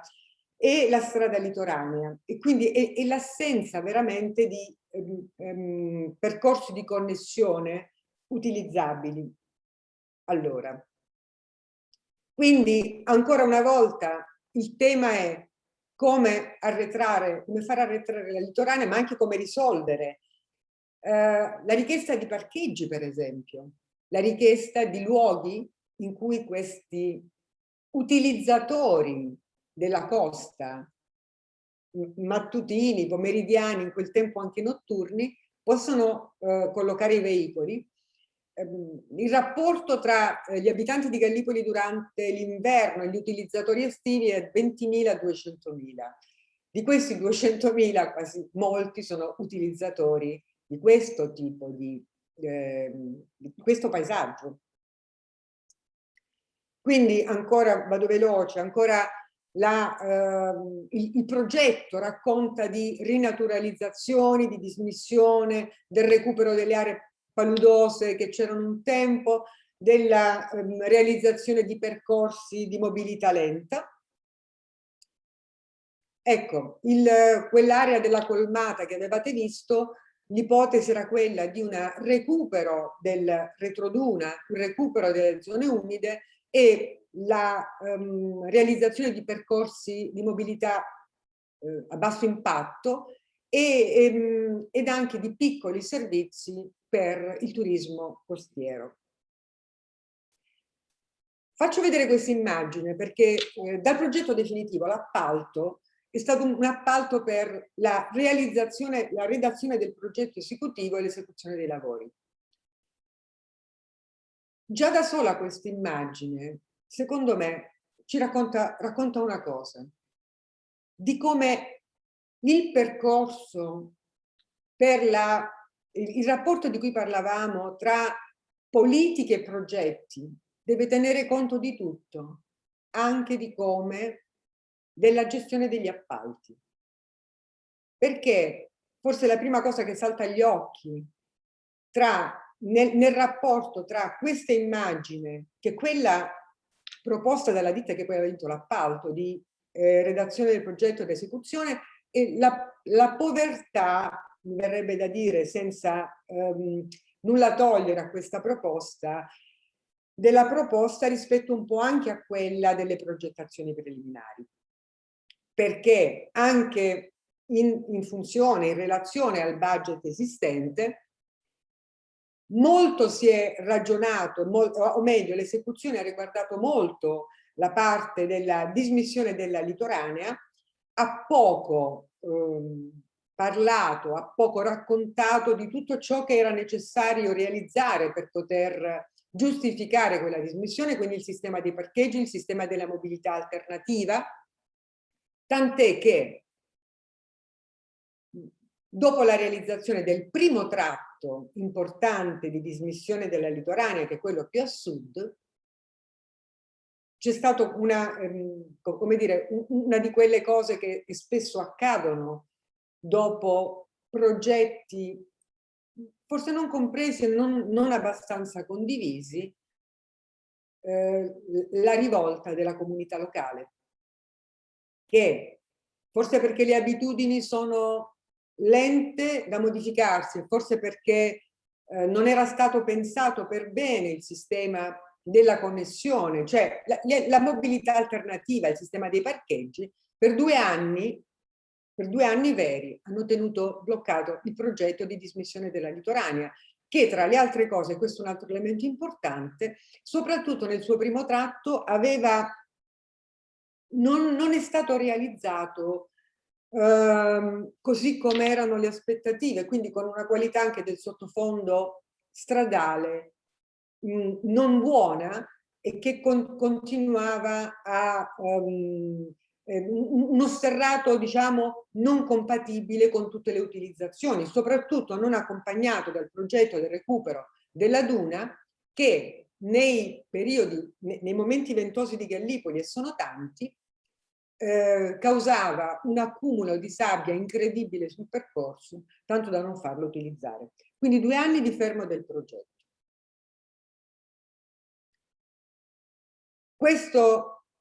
le due frecce indicano il tratto di litoranea che era stato dismesso e che poi è rimasto bloccato. Come vedete, un tratto importante, un tratto soprattutto che è alle spalle di alcuni degli stabilimenti balneari più frequentati e di quella piattaforma, e che è l'ingresso di quella piattaforma turistico-residenziale fatta di case di vacanza abbastanza importanti. Quindi 2 anni di fermo, una disperazione delle amministrazioni, dei progettisti. Finalmente, diciamo, in questa primavera è successo un miracolo, perché grazie anche alla collaborazione con i funzionari regionali che ci hanno consentito delle modifiche, abbiamo modificato quasi tutto il sottofondo, quasi tutto il primo strato, diciamo, il sottofondo stradale e la finitura stradale di questo percorso, con un materiale sì impermeabile, ma compatto. Abbiamo dato il via al recupero delle dune perché in qualche modo potessero proteggere questo percorso dalla sabbia, e quindi oggi la situazione è questa. Come potete vedere, a destra era il vecchio percorso, a sinistra il nuovo. Questo è il percorso in corrispondenza di quella attività ricettiva di cui parlavamo. Anche a destra sempre il luogo in cui ci trovavamo prima. Questo un altro pezzo del percorso con una parte delle rinaturalizzazioni. Quindi una storia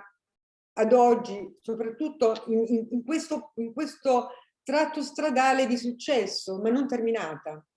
Perché? Perché ancora per la realizzazione del progetto completo manca il secondo tratto, perché ancora è da sciogliere il nodo della localizzazione dei parcheggi e della mobilità alternativa, ma come dire, un primo passo di riacquisizione di fiducia da parte della comunità è stato compiuto.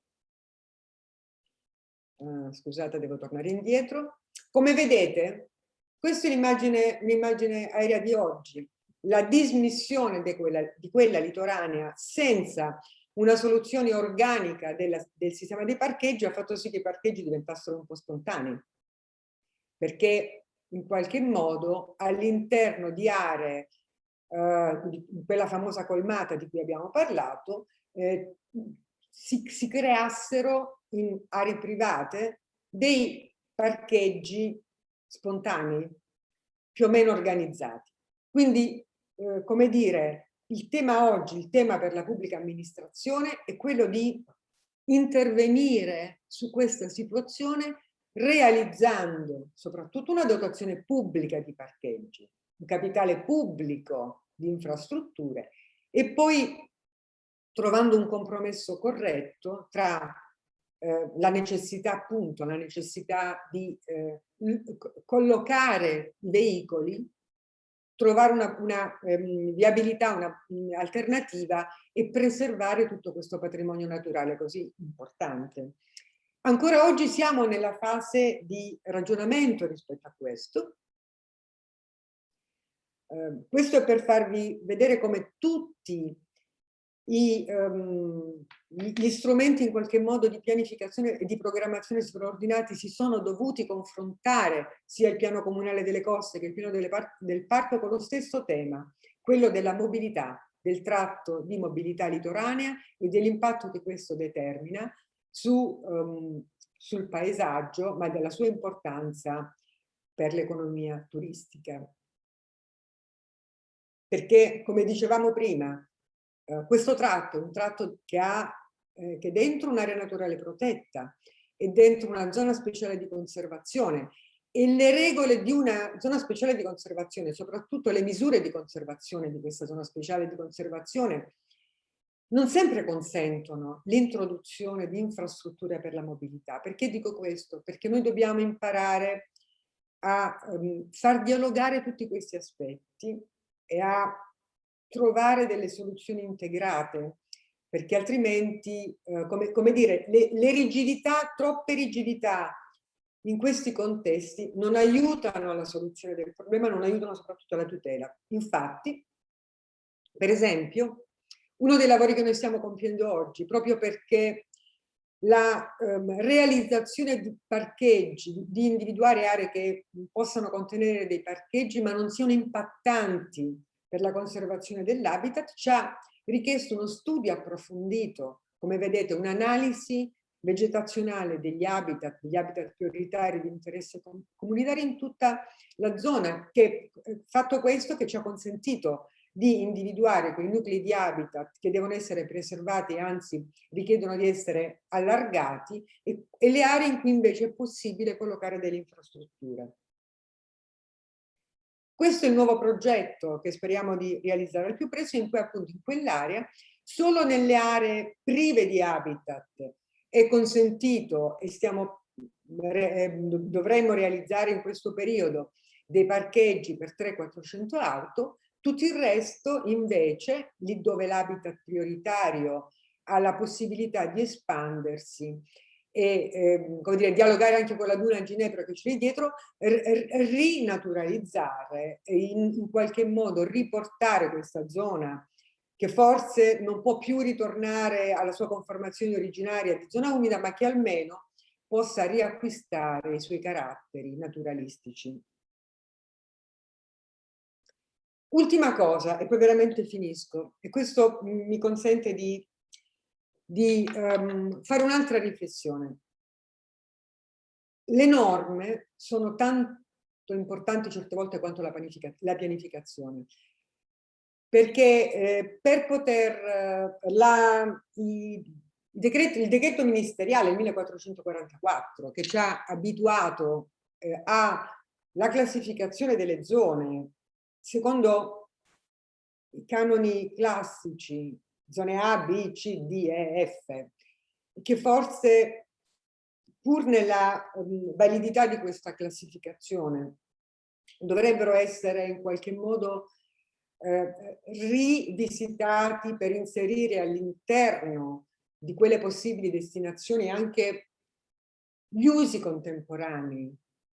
del territorio. Tutte le zone retrodunali, tutte le zone costiere del comune di Gallipoli sono zone sono zone agricole, la cui destinazione non avrebbe consentito la possibilità di introdurre delle infrastrutture differenti. Così, d'accordo con la regione, sia col settore della regione, quello della pianificazione, che quello dei parchi, abbiamo immaginato di poter introdurre un utilizzo temporaneo delle zone agricole, non di tutte, ma di quelle che sono, come dire, attrezzate per questo o che non hanno all'interno degli habitat di interesse prioritario importanti, ma che in qualche modo con delle regole d'uso sostenibili, piuttosto, questo lo dico piuttosto che con l'assenza di regole, possano contemplare utilizzi temporanei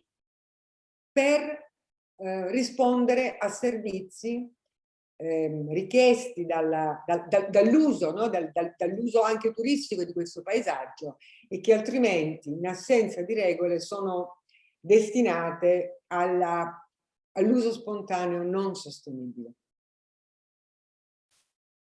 E chiudo dicendo cosa abbiamo imparato da questa esperienza, che spero di essere riuscita a sintetizzare. Che la pianificazione, per essere efficace, deve contemplare l'integrazione tra discipline differenti, che deve contenere la dimensione progettuale,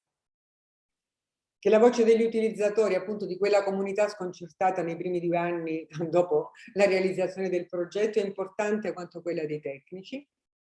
La pianificazione è un processo che deve contenere al suo interno gli strumenti per modificare di continuo ciò che non funziona, e che un apparato normativo efficace è parte fondamentale del percorso. Chiudo facendovi vedere un'immagine. Tutta l'ostilità della comunità per questo progetto, che per fortuna è andata scemando, oggi è diventata, come dire, quasi, si è trasformata quasi in un piccolo orgoglio per questa realtà gallipolina, per questa passeggiata gallipolina che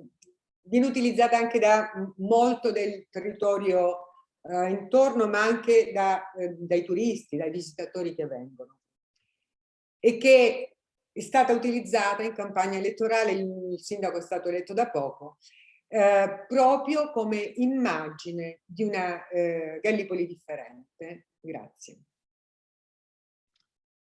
Grazie mille, ingegner Guerrieri. Credo che questa immagine sia molto potente proprio per testimoniare il lavoro che ha fatto il Comune di Gallipoli, anche nel provare a dare un'immagine diversa rispetto a quella che purtroppo spesso arriva sul grande schermo di una Gallipoli condensata di turisti, con un impatto sul territorio molto rilevante e quasi più per degli aspetti negativi. E invece è più difficile far arrivare gli sforzi che le amministrazioni pubbliche mettono per trasformare il territorio e per portarlo in una condizione di equilibrio verso una forma di sviluppo e di turismo e di economia locale più equilibrata anche con le risorse ambientali e paesaggistiche. Quindi sono molto contento che ho utilizzato questa immagine, perché proprio credo sia una grande testimonianza di come sia importante far vedere gli sforzi anche di quello che sono le operazioni, che delle volte è difficile testimoniare, soprattutto quando sono complesse, più tecniche, che hanno un respiro tempistico molto lungo. Però è importante iniziare a fare piccoli passi per riuscire ad arrivare poi a contaminare positivamente anche l'immagine di un intero contesto territoriale. Passo quindi la parola alla professoressa Francesca Calace, che ci raggiunge oggi per un intervento nella seconda parte della mattinata come presentazione di un caso studio, ma sarà nostra ospite di spicco nella successiva giornata della settimana prossima, in cui introdurrà come lezione iniziale della giornata di venerdì 12. In questo caso, quindi oggi in questa sede, ci presenta un altro caso di un comune dell'ambito pugliese, quindi stiamo parlando del territorio del comune di Ugento, e di quello che è stato anche lì il tentativo di provare a organizzare una forma di programmazione territoriale in equilibrio con quelle che sono le risorse del territorio e quindi anche i suoi risvolti paesaggistici di bilanciamento tra offerta turistica e risorse locali. Quindi le lascio subito la parola. Eventualmente, lo anticipo già per i corsisti, se vogliono fare domande ai relatori possono farle anche in chat, in modo tale che anche loro possano rispondere direttamente attraverso un testo, come è successo con il comune di Cavallino. Quindi a lei, professoressa Calace, la parola. Grazie molte, buongiorno a tutti. Io mi unisco ai miei amici nel ringraziare l'organizzazione per questa importante iniziativa, per diciamo, l'apertura verso una dimensione ampia della considerazione delle diverse dimensioni del turismo. Quindi davvero sono molto lieta di condividere con voi una riflessione sul tema del rapporto tra pianificazione e turismo, e mi ringrazio anche Luisella, che nel precedente mi ha dato anche modo di entrare già facilmente nel vivo del ragionamento che vorrei fare, perché vi parlerò di un comune che non è molto distante da quello di Gallipoli, un comune che ha molto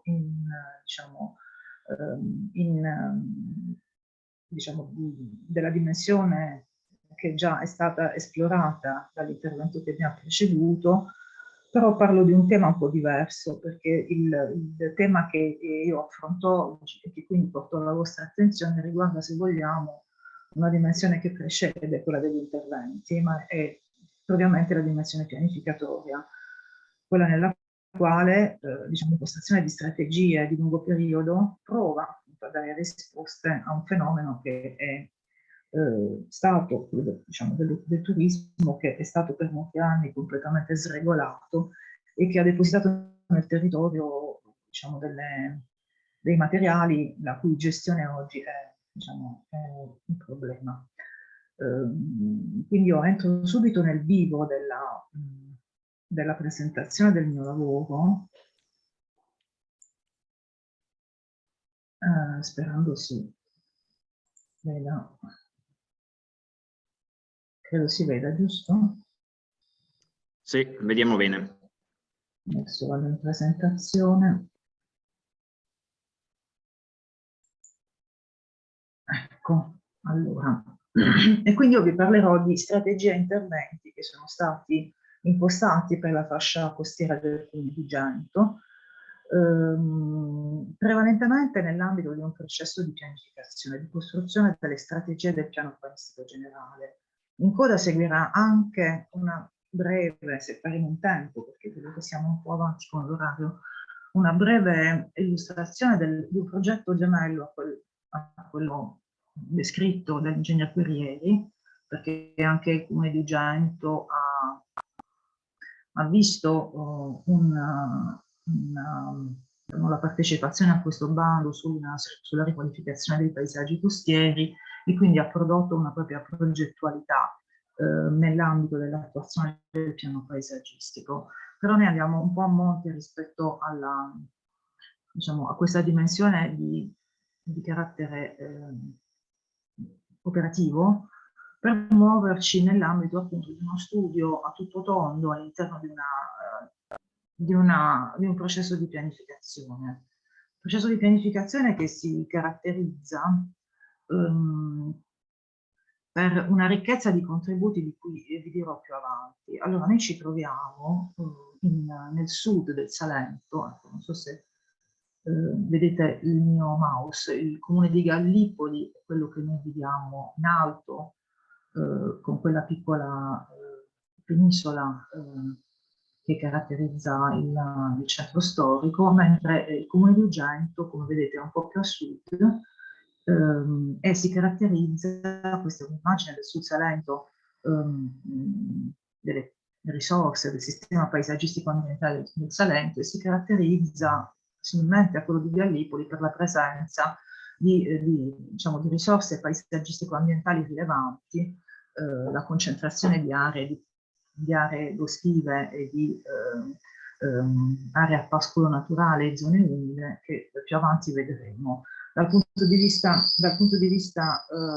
infrastrutturale, il territorio è diciamo nella Finigus Terre, proprio negli estremi lenghi del Salento meridionale, quindi uno dei capisaldi, diciamo uno degli elementi di riferimento per il turismo costiero, che come vedremo più avanti ha una propria caratterizzazione, una propria specificità in quest'ambito, che lo differenzia rispetto a quello dell'Ipolino, perché il turismo, diciamo, il turismo ugentino non ha questo target così specifico come turismo giovanile, ma è un turismo, diciamo, familiare, però con un bacino di utenza che è anche straniero, in virtù di grandi interventi di operazioni immobiliari che furono realizzate negli anni passati, che vedono anche operatori stranieri aver realizzato insediamenti turistici, e quindi c'è questa filiera, no? In particolare legata alla Germania, che vede insomma, operatori turistici tedeschi con turisti tedeschi. Il territorio di Ugento è un territorio duale, perché ha una fascia costiera diciamo, rilevante sia dal punto di vista naturalistico sia dal punto di vista dello sfruttamento turistico, e un entroterra invece caratterizzato da un progressivo impoverimento della propria condizione anche diciamo, spaziale e socio-economica, vuoi per l'abbandono delle terre, vuoi per il flagello della xylella, vuoi per un sistema di attività economiche diciamo in sofferenza, per cui l'attività imprenditoriale legata al turismo è progressivamente diventata la principale. Come possiamo vedere, il territorio comunque è un territorio ricco di risorse naturalistiche, come abbiamo visto in precedenza, ricco di risorse patrimoniali, e in questa mappa sono rappresentati tutti i beni tutti i beni legati al patrimonio culturale, con particolare riferimento a un patrimonio archeologico, come vedremo più avanti, di notevolissimo valore. E infatti nella elaborazione degli studi preliminari per la costruzione del nuovo piano urbanistico generale erano 4 parole chiave quelle che guidavano, diciamo, il riconoscimento delle risorse territoriali. Città, campagna, storia e turismo sono diciamo, i 4 capisaldi che identificano i caratteri fondanti del comune di Ugento. Ugento è fatta da un sistema di città, un sistema di centri urbani, 2 interni e 3 costieri, è fatta da un patrimonio culturale e storico di notevolissimo valore, da una campagna nella quale diciamo, l'attività culturale agricola, pur con la crisi degli ultimi decenni, si è caratterizzata ed diciamo, ha dominato la costruzione di un paesaggio con forti caratteri di tipicità, e poi c'è il turismo come risorsa abbondante, insomma, soprattutto il turismo balneare, come vedremo più avanti. Infatti nel comune di Ugento vi è un parco naturale regionale, il litorale di Ugento, un'area naturale che è diventata parco nel 2007 e che è caratterizzata da una sequenza costiera di grande pregio, sistema dunale e retrodunale, analogamente a quello di Gallipoli, una serie di bacini a marea e canali di collegamento realizzati nel corso degli anni, diciamo a partire dagli anni 30, per il risanamento dell'area malarica, un'imponente scogliera fossile con gravine e poi la più estesa area di macchia mediterranea del Salento. Quindi questi sono i caratteri dominanti del paesaggio. Nei caratteri dominanti del paesaggio intravediamo i bacini, poi vedremo qualcosa più avanti, ma intravediamo anche una di quelle grandi operazioni di costruzione di un sistema importante dal punto di vista turistico alberghiero, che come vedete è immerso nell'area diciamo retrostante la costa. Il sistema dei bacini è un sistema diciamo rilevante dal punto di vista ambientale, furono realizzati a partire dagli anni 30 per bonificare appunto un'area che era di tutto paludosa e che rappresentava un problema sanitario per la presenza della malaria. Il sistema di regolamentazione delle acque fu realizzato con la creazione di una serie di vasche di accumulo e di canali che consentivano il difflusso delle acque e la comunicazione con il mare, quindi sono acque salmastre, quindi è un habitat peculiare con una vegetazione idrofila che ha molto, diciamo, anche pregevole perché è rara, come quella delle steppe salate, sono degli habitat che sono considerati prioritari per la conservazione dall'Unione Europea, e ovviamente è anche un luogo di sosta delle rotte migratorie dell'avifauna, quindi tutte le specie di uccelli che si muovono lungo il Mediterraneo, dal Nord Africa, dai Balcani verso il nord dell'Europa, sostano in queste aree. E la struttura, diciamo, il sistema costiero è quello rappresentato in questo schema, che vede appunto sulla linea di costa la presenza di una fascia costiera con dune e un sistema retrodunale, dune fortemente aggredite ovviamente dalla pressione antropica, e poi il sistema dei canali e dei bacini che conformano la zona umida, la famosa la strada provinciale che corre lungo tutto il Salento, e poi una fascia pedecollinare. Poi sulla collina vi sono i centri urbani, c'è il centro capoluogo di Ugento e gli altri, Gemini e quant'altro. Dal punto di vista del patrimonio storico diciamo, è rilevante fare questa considerazione, perché è funzionale poi il ragionamento che cercheremo di fare. Ugento è una grande città, con Zentum, era una città messapica, la più grande città messapica del Salento, con un'imponente cinta muraria, le cui tracce sono ancora visibili tuttora, un patrimonio archeologico rilevante, diciamo, la statua di Zeus è diciamo, il simbolo, no, del più importante ritrovamento nella città, e con una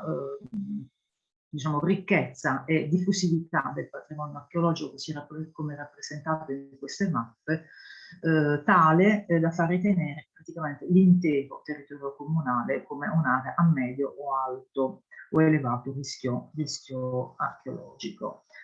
E poi ultima grande risorsa, oltre a quella naturalistica e oltre a quella diciamo patrimoniale, è il mare, le cui diciamo la qualità dell'acqua di balneazione, la bellezza del paesaggio ha costituito un attrattore rilevantissimo da diversi decenni. Ugento è una delle mete più frequentate della Puglia, e infatti nell'elaborare questa ricerca finalizzata, diciamo, a orientare lo strumento di pianificazione è stato utile diciamo, effettuare un approfondimento sui dati dell'offerta turistica, su domanda e offerta turistica della Puglia. Come voi sapete, la Puglia è una regione che oggi è tra le prime mete turistiche, soprattutto con diciamo, gli avvenimenti degli ultimi anni. La Puglia è diventata una delle principali mete turistiche italiane, è la regione che ha aumentato più di tutte le altre le sue presenze provenienti dall'estero, con una variazione che, come vedete, si sfiora al 100%, ed è anche una regione che nei movimenti nazionali ha una variazione in percentuale assoluta. Se voi considerate che questi sono dati vecchi, diciamo pre-Covid, diciamo, l'incremento negli ultimi anni è stato ancora maggiore. Uno dei fattori ovviamente più critici del turismo pugliese è certamente la stagionalità. E questo diciamo, è un problema, perché durante i 4 mesi estivi si concentra quasi l'80% delle presenze annue, a fronte di una media nazionale che è un po' diversa. Questo perché? Perché il turismo a Ugento, nonostante ecco,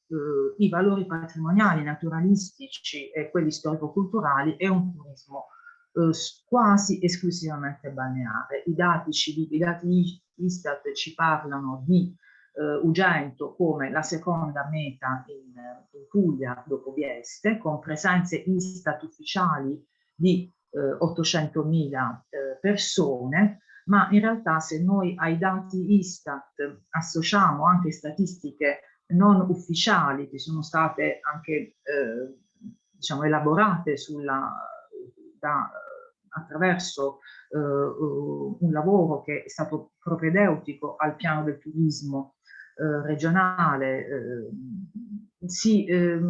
stima che le presenze reali siano diciamo, vicine ai 4 milioni di presenze, quindi presenze giornaliere complessive di circa 40.000 persone. Questo che vuol dire? Che il turismo reale è 5 volte maggiore rispetto a quello rilevato dall'Istat, e che quindi Ugento continua a posizionarsi con questo moltiplicatore che è stato calcolato del 4,74%, con presenze stimate, come vi dicevo, che sfiorano i 4 milioni. E la pressione turistica a Ugento, a fronte di una bassa densità abitativa e quindi di una città e di un territorio attrezzato per i 12.000 abitanti residenti, quanto a reti infrastrutturali, quanto sia per la mobilità, sia con riferimento alle reti tecnologiche, parliamo del sistema fognario, di depuratore e quant'altro, è una presenza che ha delle punte di notevole interesse. Questo dato è anche confortato dal fatto che i posti letto ufficiali censiti siano del tutto diciamo, non siano realistici, perché confrontando le presenze, diciamo, l'offerta turistica ufficiale dei dati Istat e di Puglia Promozione con i dati che sono invece rivenienti dal semplice visitare siti di prenotazione come possono essere Booking o Wimdu,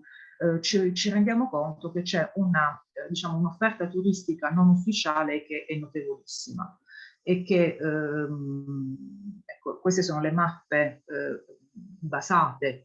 sui dati ufficiali, e queste sono quelle invece che derivano dalla semplice visualizzazione delle disponibilità di posti nei medesimi posti sui siti di prenotazione. Ecco, questo nei vari luoghi, nei vari centri, nei vari ambiti in cui è articolata la costa. La costa, come abbiamo visto prima, diciamo, è strutturata con un insediamento storico, questo che abbiamo visto in precedenza di Torre San Giovanni, dotato di un faro storico e di un porto, un insediamento esclusivamente alberghiero e di campeggi nella località Fontanelle. Ecco, le aree campite che vedete sono tutti alberghi, mentre la grande area rosa è il grande campeggio di Gradugento. E infine ci sono ulteriori altri due centri, un piccolo centro diciamo di origine marinara di Torre Mozza, incastrato tra i bacini e all'interno del parco naturale regionale, e infine un altro centro urbano, quello di Lido Marini, al confine comunale con diciamo, con il comune Contermine. Come vedete, mentre le strutture alberghiere sembrano poche, soprattutto in questa parte, in realtà poi diciamo, l'ospitalità diffusa e informale diciamo, è notevole. Allora, per completare il quadro, dalle immagini che sono state effettuate rispetto al tipo di domanda turistica, risulta che lo sviluppo turistico di Ugento è dato dalla peculiarità paesaggistico-ambientale, che possiamo dire chiaramente legata alla balneazione e lo svago, mentre sono assenti motivazioni di tipo storico-culturale, enogastronomico e sportivo-esperienziale. Tutto ciò nonostante i valori del territorio, nonostante diciamo, le risorse territoriali che potrebbero essere diciamo, messe in valore per produrre l'effetto della destagionalizzazione e quindi della distribuzione diciamo, della presenza turistica in un periodo più ampio di tempo, per consentire anche all'economia di diciamo, di stabilizzarsi nella gestione dell'offerta turistica, perché molte persone che vivono di turismo d'estate, d'inverno, o lavorano nel comparto agricolo con i problemi del comparto agricolo, oppure lavorano diciamo, nella pubblica amministrazione, in altre attività. Quindi diciamo, l'imprenditoria turistica è un'imprenditoria appunto di carattere stagionale, e non soltanto distribuirla nel tempo, ma distribuirla anche nello spazio, per evitare che diciamo, la pressione avvenga solo ed esclusivamente sulla fascia costiera, generando anche problemi di, diciamo, di congestione sull'unica strada provinciale che distribuisce diciamo, tutto il sistema costiero, e anche per poter anche fare in modo di innestare processi di riqualificazione dei centri urbani interni che soffrono il problema dello spopolamento. C'è il piccolo centro urbano di Gemini che è diciamo, in forte perdita, in caduta libera per quanto riguarda la popolazione. Questi temi specifici del turismo sono stati incrociati con una rilevazione delle intere criticità che riguardano il territorio e che ovviamente non riguardano esclusivamente il tema del turismo, ma essendo il fattore, diciamo, il turismo uno dei temi centrali, ecco, diciamo, delle politiche per il territorio in qualche maniera diciamo, lo coinvolgono nel ragionamento. Se noi facciamo una riflessione sui caratteri, diciamo, della risorsa acqua, ecco, dello sfruttamento delle acque, riflettiamo sul fatto che diciamo, la pressione turistica avviene in quella fascia costiera che già ha il problema della contaminazione salina, la quale è incrementata dall'utilizzo dei pozzi. E i pozzi sono a servizio non soltanto delle attività culturali, ma anche e soprattutto delle attività turistiche. Ci rendiamo conto di come, diciamo, tutti i problemi del territorio abbiano sempre comunque a che fare con questa, diciamo, con la presenza del turismo, che in qualche maniera deve essere diciamo, gestita in modo più sostenibile.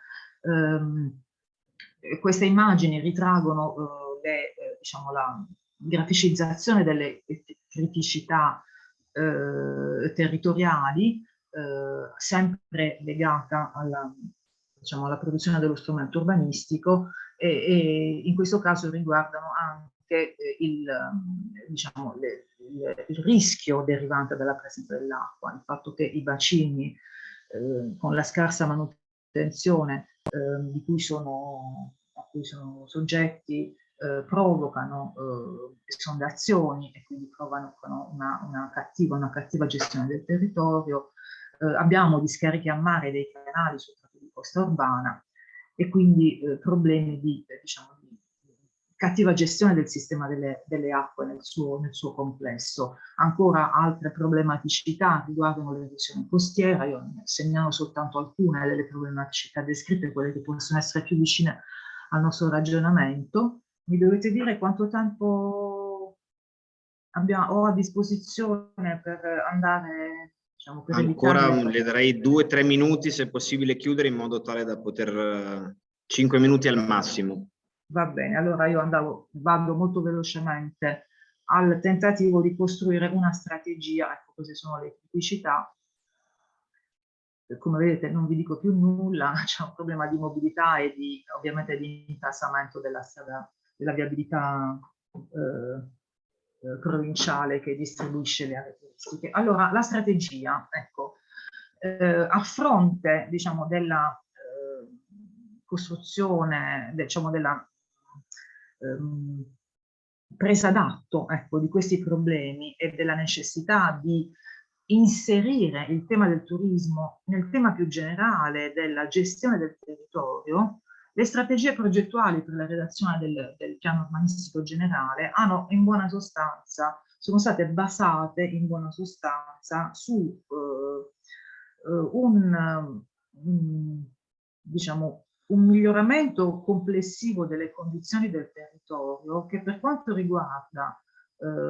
la gestione dell'offerta turistica, si sono basate sul seguente assunto. Non è possibile più incrementare l'offerta turistica, non è possibile più diciamo, costruire, ecco, realizzare una nuova offerta. I posti letto non possono essere incrementati. Quello che invece va fatto è fare in modo che l'insieme delle politiche del territorio, diciamo l'insieme delle trasformazioni del territorio,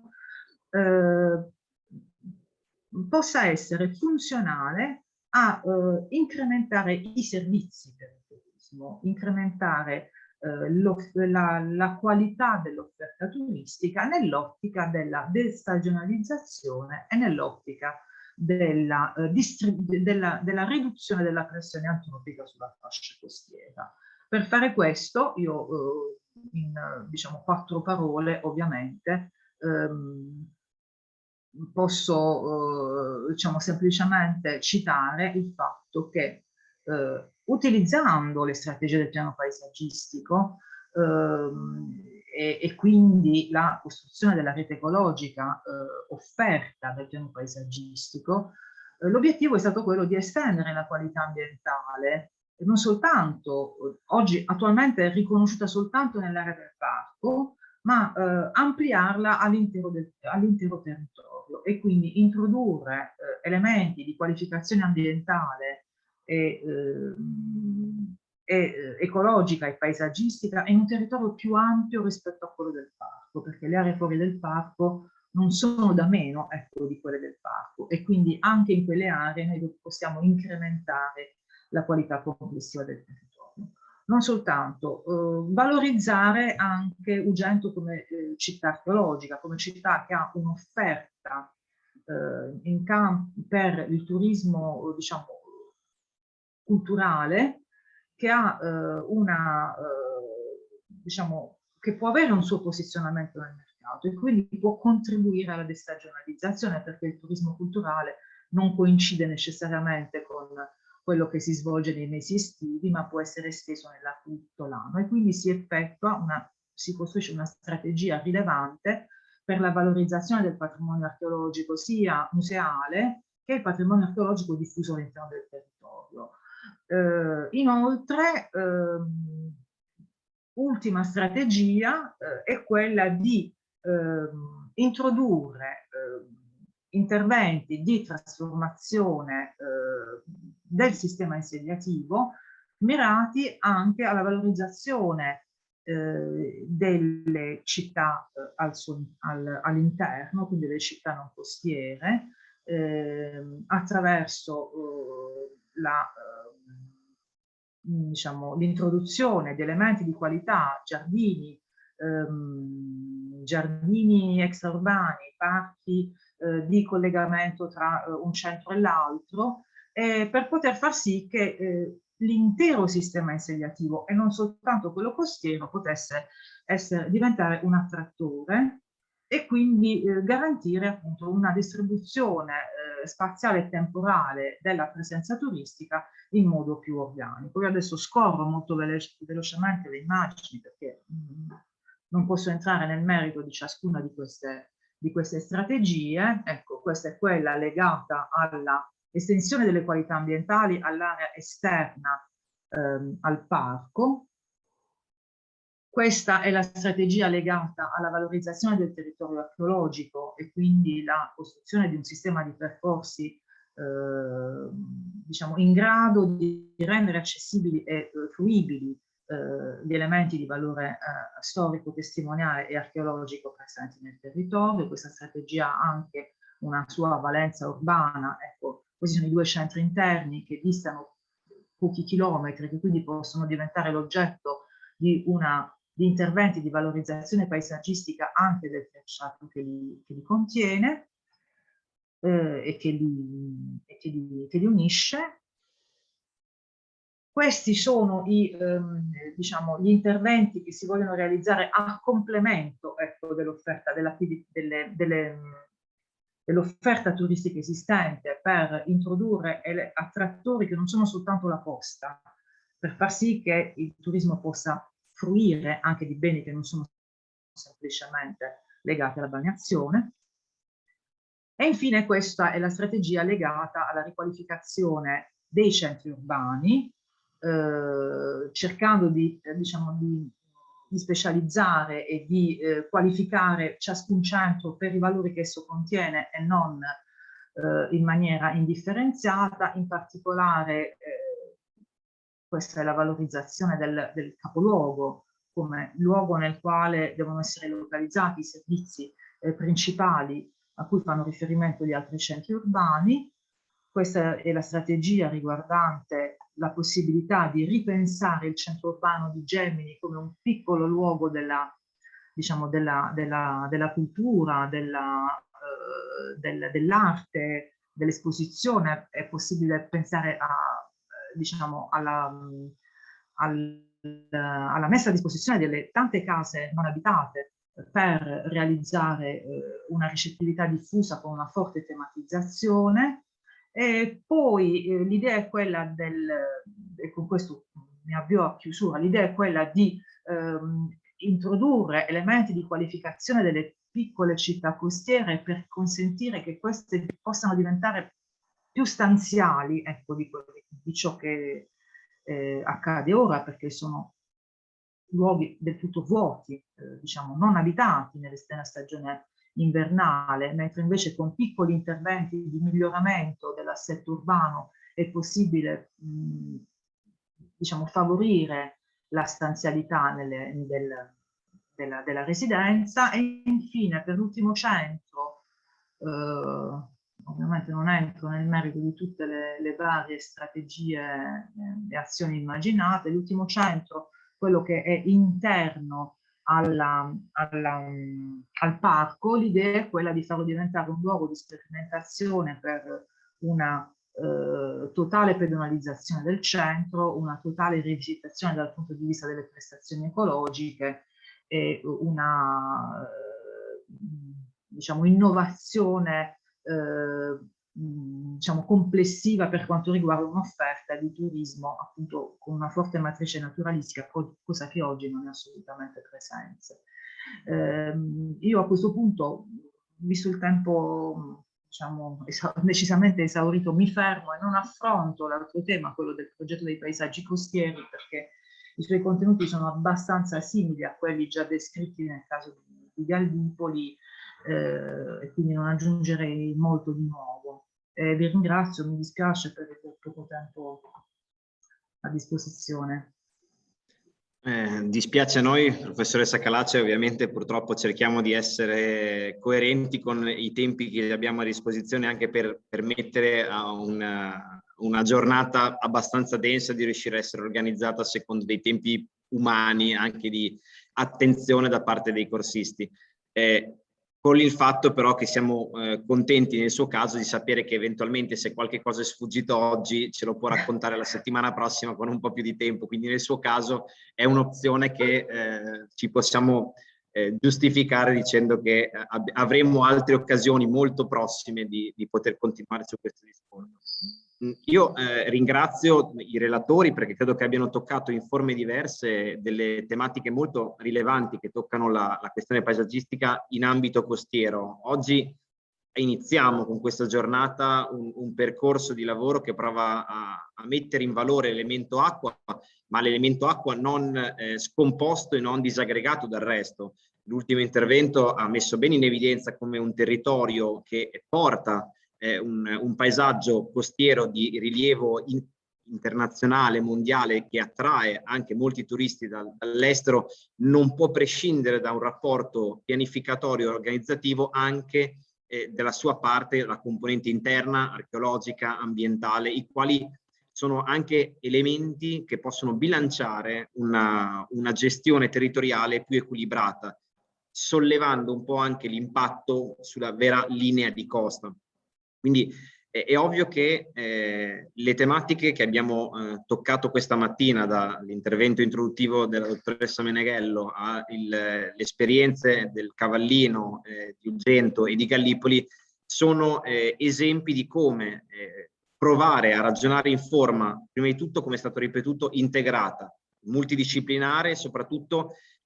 capaci di comprendere come per gestire una questione che tocca il paesaggio bisogna fermarsi e ragionare su cosa sono le componenti che lo stratificano e lo compongono, anche perché sono quelle che poi, andando a normativamente parlando, a gestire, strutturare e indirizzare, poi il risultato ha un beneficio globale per tutto il territorio, che sia di gestione comunale ma anche di visione intercomunale. In alcuni casi il percorso beneficia di quelle che sono le virtuosità degli amministratori locali, che agiscono sulla base di indirizzi virtuosi che riconoscono come peculiarità, anche senza indirizzi strategici di livello superiori. In alcuni casi invece, come rappresentato dalla questione del territorio pugliese, anche grazie a un indirizzo chiaro che pone dei valori dietro a degli strumenti, è più facile riuscire a indirizzare anche un'operazione e una pianificazione locale in grado di mettere a sistema e mettere in valore proprio i concetti che il paesaggio si porta dietro, insieme a la possibilità di offrire turismo, economia, con un equilibrio che permetta un beneficio mutuo per tutti questi tipi di settori. Io, prima di chiudere la mattinata, chiedo se ci sono delle domande da parte dei corsisti, che vedo in chat non è stato scritto niente, quindi Lascio ancora un minuto di riferimento di attesa, se per caso c'è qualcuno che vuole chiedere in maniera diretta ai relatori qualsiasi tipo di informazione. Chiedo ai relatori se per caso hanno delle curiosità che vogliono chiedersi fra loro, visto che credo che i temi sul tavolo siano stati molto interessanti, lasciando appunto aperta in tempo molto breve questa potenziale discussione.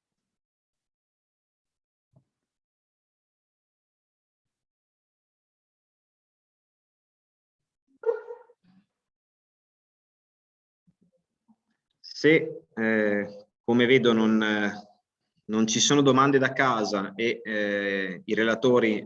sono felici di aver ascoltato i contributi degli altri, io li ringrazio nuovamente, ringrazio anche per l'apprezzamento che hanno esposto al corso che stiamo organizzando. Noi siamo molto contenti di averli avuti con noi, proprio perché abbiamo ritenuto che siano un arricchimento per tutti i corsisti che oggi sono presenti, e soprattutto perché è importante anche imparare dal vicino di casa che può indicarci un percorso di miglioramento individuale. Quindi ringrazio tutti, la giornata della mattinata si chiude qua, noi ci vediamo con i corsisti fra un'ora, quindi sono le 13.05, ci vediamo alle 14.05